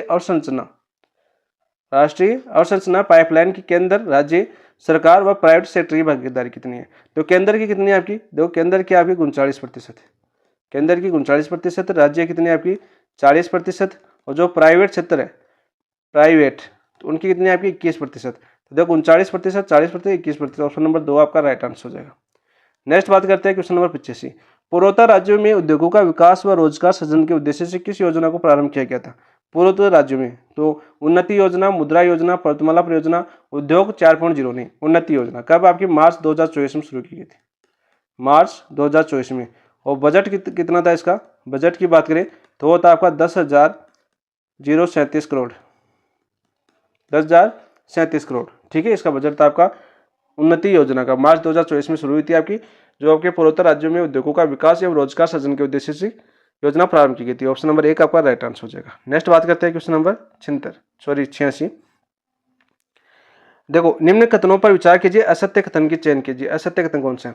औद्योगिक क्षेत्र गतिविधियों में एकाग्रता प्रदर्शन करने वाले शीर्ष राज्यों में गुजरात, नागालैंड और राजस्थान है। तो देखो गुजरात तो है, एकाग्रता प्रदर्शन नागालैंड और राजस्थान नहीं है। गुजरात के बाद में आपका महाराष्ट्र आता है और महाराष्ट्र बाद में तेलंगाना आता है, तेलंगाना आता है ना। तो राइट आंसर कौन सा हो जाएगा आपका, ऑप्शन नंबर 1 की राइट आंसर हो जाएगा, क्योंकि हमें असत्य कथन पूछा है। स्थिर मूल्यों पर वित्त वर्ष 2025 के लिए कुल GVA में औद्योगिक GVA के राष्ट्रीय औसत से अधिक हिस्सेदारी वाले 9 राज्य हैं। बिल्कुल राइट। खनन गतिविधियों में कुल खनन GSVA का 60% हिस्सा असम, छत्तीसगढ़, गुजरात, महाराष्ट्र, ओडिशा राज्य रखते हैं। बिल्कुल राइट। रामास्वामी अध्ययन 2019 के तहत प्रति व्यक्ति कारखानों की सर्वाधिक सघनता वाला राज्य तमिलनाडु है। ये क्वेश्चन आपका पूछा जा चुका है। कौन सा आपका, तमिलनाडु। ऑप्शन नंबर 4 पूछा जा चुका है RPC द्वारा, तो ऑप्शन नंबर 1 आपका असत्य कथन है। नेक्स्ट बात करते हैं क्वेश्चन नंबर 87। निम्नलिखित में से कौन से कथन भारतीय फार्मास्यूटिकल उद्योग की वैश्विक स्थिति के ठीक प्रकार से दर्शाते हैं। ठीक प्रकार से कौन सा दर्शाते हैं, यह हमें पूछा गया। ठीक है भाई, देखते हैं। भारत जेनेरिक दवाओं का सबसे बड़ा आपूर्तिकर्ता है। बिल्कुल राइट। ये एक इंटरव्यू आता है, आपने देखा होगा, आमिर खान ने इंटरव्यू किया था। आमिर खान जो आपका एक्टर है, इन्होंने एक डॉक्टर का मुंबई के अंदर इंटरव्यू आता, उसके इंटरव्यू के अंदर इन्होंने पूछा था कि भारत में जेनेरिक दवाएं इतनी महंगी क्यों हैं। ठीक है, तब उस इंटरव्यू में उन्होंने सच्चाई बताई थी कि 10 रुपये की दवाई यहाँ पर भारत के अंदर आपको 300 रुपये में मिलती है, और वही आपके विदेशों के अंदर बहुत सस्ती जाती है। ठीक है। हमें बोला जाता है कि आपको हम इतना दवाइयाँ दे दी जाएगी कि आप किस हिसाब से बेच सकते हो, ठीक है। इतनी सस्ती दवाई, यानी हमने 20 रुपये की दवाई भी 220 या 210 रुपये के अंदर बेची है। ऐसा साफ साफ इंटरव्यू में देखा होता है, आप यूट्यूब पर देख सकते हो, इंटरव्यू पड़ा हुआ है उनका यूट्यूब के ऊपर, तो देख सकते हो अपनी भारत की क्या दशा है। मूल्य के मामले में भारतीय फार्मास्यूटिकल उद्योग दुनिया का 14वां सबसे बड़ा उद्योग है, बिल्कुल राइट, दुनिया का 14वां सबसे बड़ा उद्योग है। और भारत की बात करें तो भारत में तीसरा सबसे बड़ा उद्योग यही है आपका, भारत में तीसरा बड़ा उद्योग। तीसरे नंबर पर कौन सा आता है आपका, कि जैसे कपड़ा उद्योग के बाद में आपका दूसरा उद्योग आएगा, फिर आपका तीसरे नंबर पर कौन आता है आपका, ये आपका फार्मास्यूटिकल उद्योग आता है। सबसे ज्यादा दवाइयां बनती है आपके भारत के अंदर, भारत में तीसरा प्रमुख उद्योग है। तो आप देख सकते हो, आप बोलते हो दवाई इतनी महंगी क्यों है। भारत में जेनेरिक दवाइयों को सबसे बड़ा आपूर्ति करता है। मूल्य मामले में भारतीय फार्मास्यूटिकल उद्योग का दुनिया का 14 सबसे बड़ा देश है। देखो 14 सबसे बड़ा देश। भारत केवल घरेलू दवा आपूर्ति पर निर्भर नहीं, यह आपका गलत हो जाएगा। बात घरेलू पे नहीं है, आपकी 20% योगदान देता है आपके विश्व के अंदर। योग के साथ सबसे बड़ा आपूर्तिकर्ता देश है, सबसे बड़ा आपूर्तिकर्ता देश,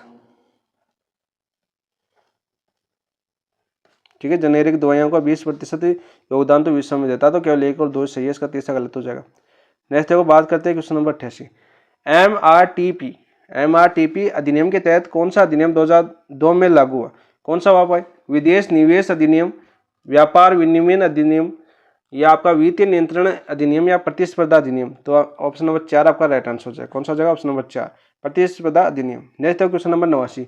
नवीन औद्योगिक नीति 1991 के अनुसार उच्च प्राथमिक वाले उद्योगों में कितनी प्रतिशत तक विदेशी निवेश की अनुमति थी, 26%, 51%, 74% या 90%, सॉरी 100%। तो राइट आंसर कितना हो जाएगा आपका, ऑप्शन नंबर 2, 51% आपकी विदेशी निवेश की अनुमति थी नवीन औद्योगिक नीति 1991 में। मनमोहन सिंह को याद करोगे हमेशा कि उनकी वजह से जब हमारा भारत कंगाल होने वाला था, मतलब आर्थिक स्थिति बिगड़ने वाली थी, तो ये सभी नीति आपकी मनमोहन सिंह की थी, ठीक है। एक इतने बड़े अर्थशास्त्र थे, बहुत ही शानदार व्यक्तित्व है इनका, उनकी जीवनी पढ़ना। ऐसे एक्सीडेंटल प्राइम मिनिस्टर नहीं बोला जाता, संजय बारोट ने बोला था ना इनके बारे में, तो ऐसे नहीं बोला जाता मनमोहन सिंह के बारे में, बहुत ही खोपड़ी दिमाग वाले आदमी थे। और 2005-6 में जब विश्व आर्थिक तिमाही झेल रहा था, उसको भारत ने छुआ भी नहीं, यानी भारत को छूने भी नहीं दिया कि उसकी चपेट में आए भारत। बहुत ही अच्छे व्यक्ति थे। ऑप्शन नंबर 2 आपका राइट आंसर हो जाएगा। नेक्स्ट देखो, बात करते हैं क्वेश्चन नंबर 90। राष्ट्रीय औद्योगिक गलियारा विकास कार्यक्रम NICDP के प्रथम चरण में कौन सा शहर उन्नत औद्योगिक शहर में शामिल नहीं है। उन्नत औद्योगिक शहर में 4 शहर शामिल है। कितने शहर शामिल है, 4। देखो धौलेरा है, धौलेरा कहाँ के पड़ता है आपका, गुजरात के अंदर। धौलेरा तो सुनी होगी ना, अरे काफी लूटपाट मचाई थी इस धौलेरा का नाम पर। एक वो ऐप था, कौन सी स्कीम थी, धौलेरा ने लूटा। सेंद्रा बिड किन है, सेंद्रा कहाँ पर आपके, महाराष्ट्र। MS लिख देता हूँ महाराष्ट्र में, एक शहर महाराष्ट्र का हो गया। और आपका ये ग्रेटर नोएडा आपका यूपी के अंदर पड़ता है, इंदौर इसके अंदर है नहीं। तो सर चौथा शहर कौन सा आपका, विक्रम उद्योगपुरी, विक्रम उद्योगपुरी। और ये किस राज्य के अंदर स्थित है आपका, MP के अंदर। तो ऑप्शन नंबर 4 आपका राइट आंसर हो जाएगा। 91 देखिए आपका, केंद्रीय बजट 2025-26 की बात करते हैं, संदर्भ में असत्य कथन पूछा है भाई। असत्य कथन कौन सा है, उत्तम तरह से चल रहे निर्यातक MSME के लिए 20 करोड़ रुपए तक सावधि ऋण गारंटी सुरक्षा के साथ उपलब्ध कराया जाएगा। बिल्कुल राइट, करवाया जाएगा। विकसित भारत के लिए परमाणु ऊर्जा लक्ष्य 2070 तक कम से कम 100 गीगावाट, 2070 नहीं है 2047 तक, बोला मोदी सरकार का नारा है। 2047 तक भारत विकसित भारत हो जाएगा। तो मोदी जी तो लास्ट टाइम है इस बार, ठीक है, क्योंकि उनके बाद भाजपा का शायद योगी जी आएंगे तो कोई बात होगी। और प्रबल नेता और उधर कांग्रेस के राहुल गांधी है, इनके बीच युद्ध होगा दोनों के बीच। और भाजपा का चेहरा कौन होगा पता नहीं, भाजपा का योगी प्रबल चेहरा है, योगी होना चाहिए। योगी होंगे तो भाजपा आ सकती है, वरना भाजपा नहीं आएगी। 100 गीगावाट। उद्यम पोर्टल पर पंजीकृत सूक्ष्म उद्यमियों में 5 लाख रुपए तक की सीमा के साथ क्रेडिट कार्ड जारी किए जाएंगे। बिल्कुल राइट। व्यापार परिलेखीकरण और वित्त पोषण समाधानों के लिए एकीकृत प्लेटफॉर्म भारत ट्रेड नेट की स्थापना की जाएगी। बिल्कुल राइट। तो गलत कौन सा हो जाएगा आपका, ऑप्शन नंबर 2। देखो बीजेपी का लक्ष्य है 2047 तक भारत का विकसित भारत बनाना, और 2047 में आपको 100 गीगावाट हासिल करना। देख लो कौन सा लक्ष्य हासिल होता है भारत के अंदर, हम भी यहीं पर है, ठीक है, और लक्ष्य भी दोनों यहीं पर रहेंगे। और देखते हैं कौन सा लक्ष्य हासिल होता है 2047 में। और आने वाला है 25 साल और रहेंगे, हमारी भी, हम भी बूढ़े हो जाएंगे ना 2047 में। तो कल्पना करो ऐसे बूढ़े हो जाएंगे, सच में हो जाएंगे भाई। ब्राह्मणों देखो भाई, भारत द्वारा परिभाषित ग्रीन स्टील टेक्सोनॉमी के अनुसार 5 स्टार ग्रीन रेडेल स्टील वह होता है जिसकी प्रति टन स्टील उत्पादन पर CO2 समतुल्य उत्सर्जन तीव्रता कितनी होगी। ये क्वेश्चन इंपॉर्टेंट है भाई, बहुत इंपॉर्टेंट है, डायरेक्ट पूछा जाता है आपका। कार्बन से सेकंड ग्रेड में क्वेश्चन पूछा जाता है, क्यों? क्योंकि करंट से पूछ लिया जाता है एक तो इसका, और CO2 के बारे में आपके विश्व में टॉपिक भी आपकी टॉपिक है ना आपकी विश्व के अंदर, विश्व ज्योग्राफी में टॉपिक है सेकंड ग्रेड के अंदर। तो यहाँ पर देखो 2.2 टन CO2 से या उससे अधिक, 2.0 से 2.2 टन CO2 के बीच, 1.6 से 2.0 टन CO2 के बीच, 1.6 टन से CO2 की कम। तो ऑप्शन नंबर 4 आपका राइट आंसर होगा। ऑप्शन नंबर 4 1.6 टन CO2 या उससे कम, बिल्कुल राइट, ऑप्शन नंबर 4 आपका राइट आंसर होगा। नेक्स्ट देखो बात करते हैं क्वेश्चन नंबर 93। भारत के 8 कोर उद्योगों में से निम्न में से कौन सा समूह सम्मिलित है? 8 कोर उद्योगों में निम्न से कौन सा समूह सम्मिलित है? उर्वरक है आपका, स्टील आपका, सीमेंट है, बिजली है। ऑप्शन नंबर 2 आपका राइट आंसर हो जाएगा। ठीक है, नेक्स्ट देखो ट्रेड्स, इसकी फुल फॉर्म पूछी जाती है, फुल फॉर्म याद कर लेना इसकी, आगे क्वेश्चन आ जाएगा आपका। 100वां क्वेश्चन है, कौन सा कथन सही नहीं है? बताओ भाई कौन सा कथन नहीं है? MSME को बढ़ावा देने के लिए कदम उठाए गए थे, ये 8वें नंबर का कदम है। MSME को बढ़ावा देने के लिए 8वें नंबर पर आपका ट्रेड्स आता है। तो यहाँ पर देखो आपका यह MSME इकाइयों की प्रतियों को नकद में रूपांतरित करने की ऑनलाइन मंच है, बिल्कुल राइट, ऑनलाइन मंच है। इसे RBI द्वारा विनियमित किया जाता है, बिल्कुल राइट। किसके द्वारा किया जाता है? आपका RBI द्वारा, याद कर लेना इसको, RBI द्वारा किया जाता है। इसमें केवल सरकारी विभाग ही भाग लेते नहीं, प्राइवेट विभाग भी भाग ले सकते हैं, केवल सरकारी नहीं लेते। ऑप्शन नंबर 3 आपका सत्य हो जाएगा। खरीदार, विक्रेता और वित्त प्रदाता शामिल होते हैं, बिल्कुल राइट। नेक्स्ट है क्वेश्चन नंबर 95। निम्नलिखित कथनों पर विचार कीजिए। चलो विचार करते हैं भाई निम्नलिखित कथनों पर। 1956 की औद्योगिक नीति में भारत का आर्थिक विकास संविधान कहा जाता है। 1956 की जो आपकी औद्योगिक नीति थी, भारत का आर्थिक संविधान कहा जाता है, बिल्कुल राइट। ये तो बिल्कुल सत्य है ना, बिल्कुल सत्य है। इस नीति में निजी क्षेत्र के उद्योगों को लाइसेंस प्रणाली द्वारा नियंत्रित किया गया था, बिल्कुल राइट। लाइसेंस नीति का उद्देश्य विदेश पूंजी निवेश को प्रोत्साहित करना था, नहीं। जो आपका लाइसेंस नीति का उद्देश्य क्या था आपका? जो आपका क्षेत्रीय समानता को बढ़ाना, क्षेत्रीय समानता को बढ़ाना तथा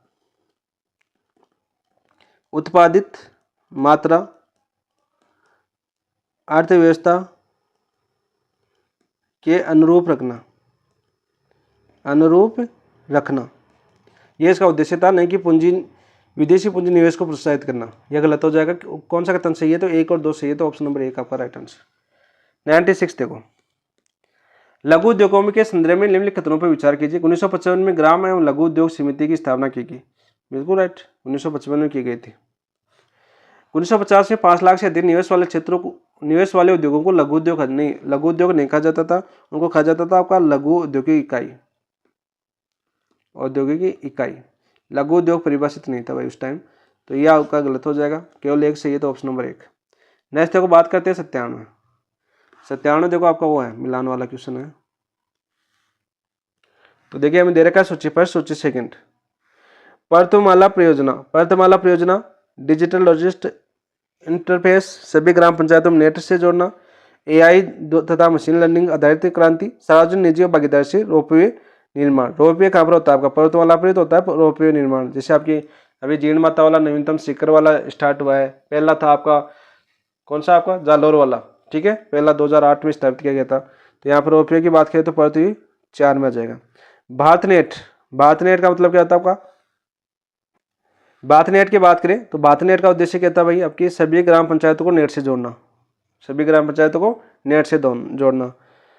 उद्योग 4.0 AI तथा मशीन लर्निंग आधारित यूनिफाइड लॉजिस्टिक इंटरफेस प्लेटफॉर्म था आपका डिजिटल लॉजिस्टिक इंटरफेस।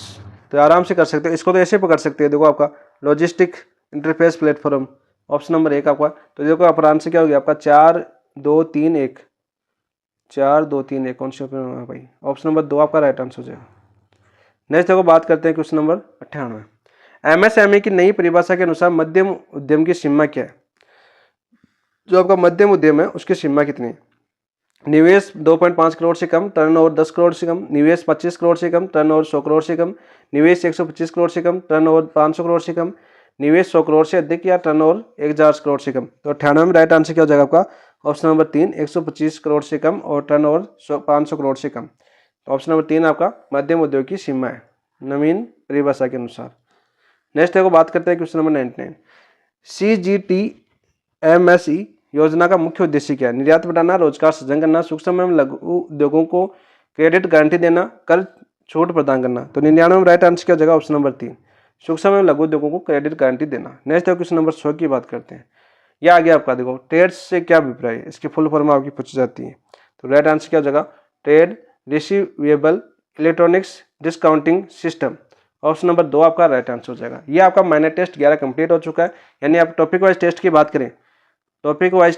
करें, तो ये आपका अंतिम टेस्ट हो चुका है, अंतिम टेस्ट था। इसके बाद में हम आपका करेंगे मेजर टेस्ट 3। मेजर टेस्ट 3 की बात करें तो अपना ग्रुप सी, जैसे मैं बताता हूँ शुरू से स्टार्ट करता हूँ। ग्रुप सी का पेपर है आपका मेजर टेस्ट 3, यानी माइनर टेस्ट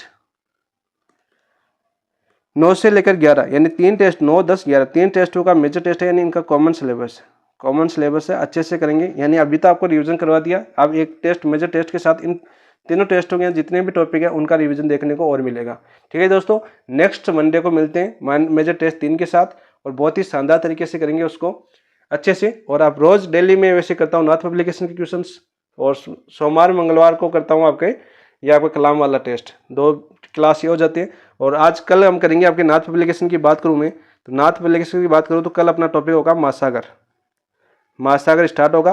500 महासागरों को अच्छे से पढ़ेंगे हम। प्रशांत हो, चाहे आपका अटलांटिक हो, चाहे आपका आर्टिक हो, चाहे दक्षिणी महासागर हो, चाहे और जो हिंद महासागर हो। 4 नंबर का हिंद और लास्ट का आपका दक्षिणी महासागर 3 नंबर का आता है हिंद। ठीक है, यदि क्षेत्रफल का क्रम पूछे तो सबसे बड़ा प्रशांत महासागर है, उसके बाद में आपका कौन सा अटलांटिक महासागर, फिर हिंद महासागर, फिर आपका आर्टिक महासागर, फिर आपका दक्षिणी सागर।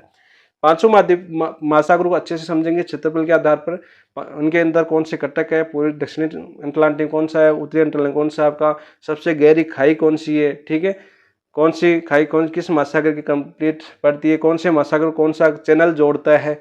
ऐसे क्वेश्चन जो आपके सीधे सीधे आपके फैक्ट क्वेश्चन पूछे जाते हैं वो क्वेश्चन, और कम से कम 200 प्लस क्वेश्चंस करेंगे, यानी यहाँ से बाहर जाने की संभावना नहीं होगी क्वेश्चन की। यदि आपके विश्व के महासागर से क्वेश्चन आता है तो 200 से 250 क्वेश्चन आपके नाथ पब्लिकेशन बुक में दे रखे हैं, एक एक ऑप्शन को समझते हुए करेंगे व्याख्या के साथ, जैसा कि हमने पहले किया है। महाद्वीप पढ़े, महाद्वीप की 3 क्लास हुई है, उनमें कम से कम 266 क्वेश्चन किए हमने। 266 क्वेश्चन प्रीवियस ईयर के क्वेश्चन किए हमने, 266 जो आपके फर्स्ट पेपर और आपका एसएसटी के जो कॉमन टॉपिक है आपके, जो आपका एसएसटी के अंदर सब्जेक्ट में ये टॉपिक आता है आपका महासागर महाद्वीप, तो वो टॉपिक किए बहुत ही शानदार तरीके से आपको समझाया प्रत्येक तरीके से। और शुरू के 60 क्वेश्चन तो ऐसे थे जो आपके फर्स्ट के पेपर में पूछे गए। ठीक है, इसके अलावा आपके नदियों के क्वेश्चन तीसरी क्लास में, ये पर्वत जो आपके मरुस्थल और पठार वगैरह है वो दूसरी क्लास में मैंने आपको समझाया था। हर चीज़ देख सकते हो जिसको देखना हो। तो चलो दोस्तों, इसके साथ क्लास समाप्त करते हैं। समाप्त करने से पहले जिन दोस्तों ने चैनल को सब्सक्राइब नहीं किया है, चैनल को सब्सक्राइब कर लेना, और क्लास कैसी लगी वो बता देना। थोड़ा सी एक कमेंट बता देता हूँ, इसमें थोड़ा सा जो कलाम की बुकलेट है आपकी उद्योग में थोड़ी सी इसमें अपडेट आंकड़ों में थोड़ी सी मिस्टेक है, जैसे आपकी कपड़ा उद्योग उसमें के जो आपकी जीडीपी में थोड़ी सी प्रॉब्लम है, उसका आंकड़ा एक बार देखना, अदर जगह से देखना, मुझे थोड़ी सी मिस्टेक लगी। बाकी मैं टेलीग्राम पर इसको डाल दूंगा, यदि मुझे उसका सोर्स मिल जाता है तो मैं उसको टेलीग्राम पर डाल दूंगा, अपडेट कर दूंगा उसको। थोड़ी सी मुझे मिस्टेक लग रही है उसमें, क्योंकि मैंने जो ऑफिशियल देखी थी उस ऑफिशियल जो आपका बजट आया था और जो रिपोर्ट आई थी उसके अंदर थोड़ा सा भिन्न था जीडीपी, है ना। तो देखिए, मैं आपको टेलीग्राम पर उसकी अपडेट मिल जाएगी, बाकी आप भी देख लेना। यदि मैं सही हूँ तो आप भी देख लेना। बाकी यदि कलाम वाला सही है 10% ऐसे दे रखा है, लेकिन वो कम है शायद, मेरे हिसाब से मिस्टेक है उसमें। और एक दोस्त ने भी मैसेज किया था सर उसमें मिस्टेक है, तो बाकी आप देख लेना, इसी चीज़ों को ध्यान रखा करो भाई। तो चलो ठीक है दोस्तों, समाप्त करते हैं, धन्यवाद।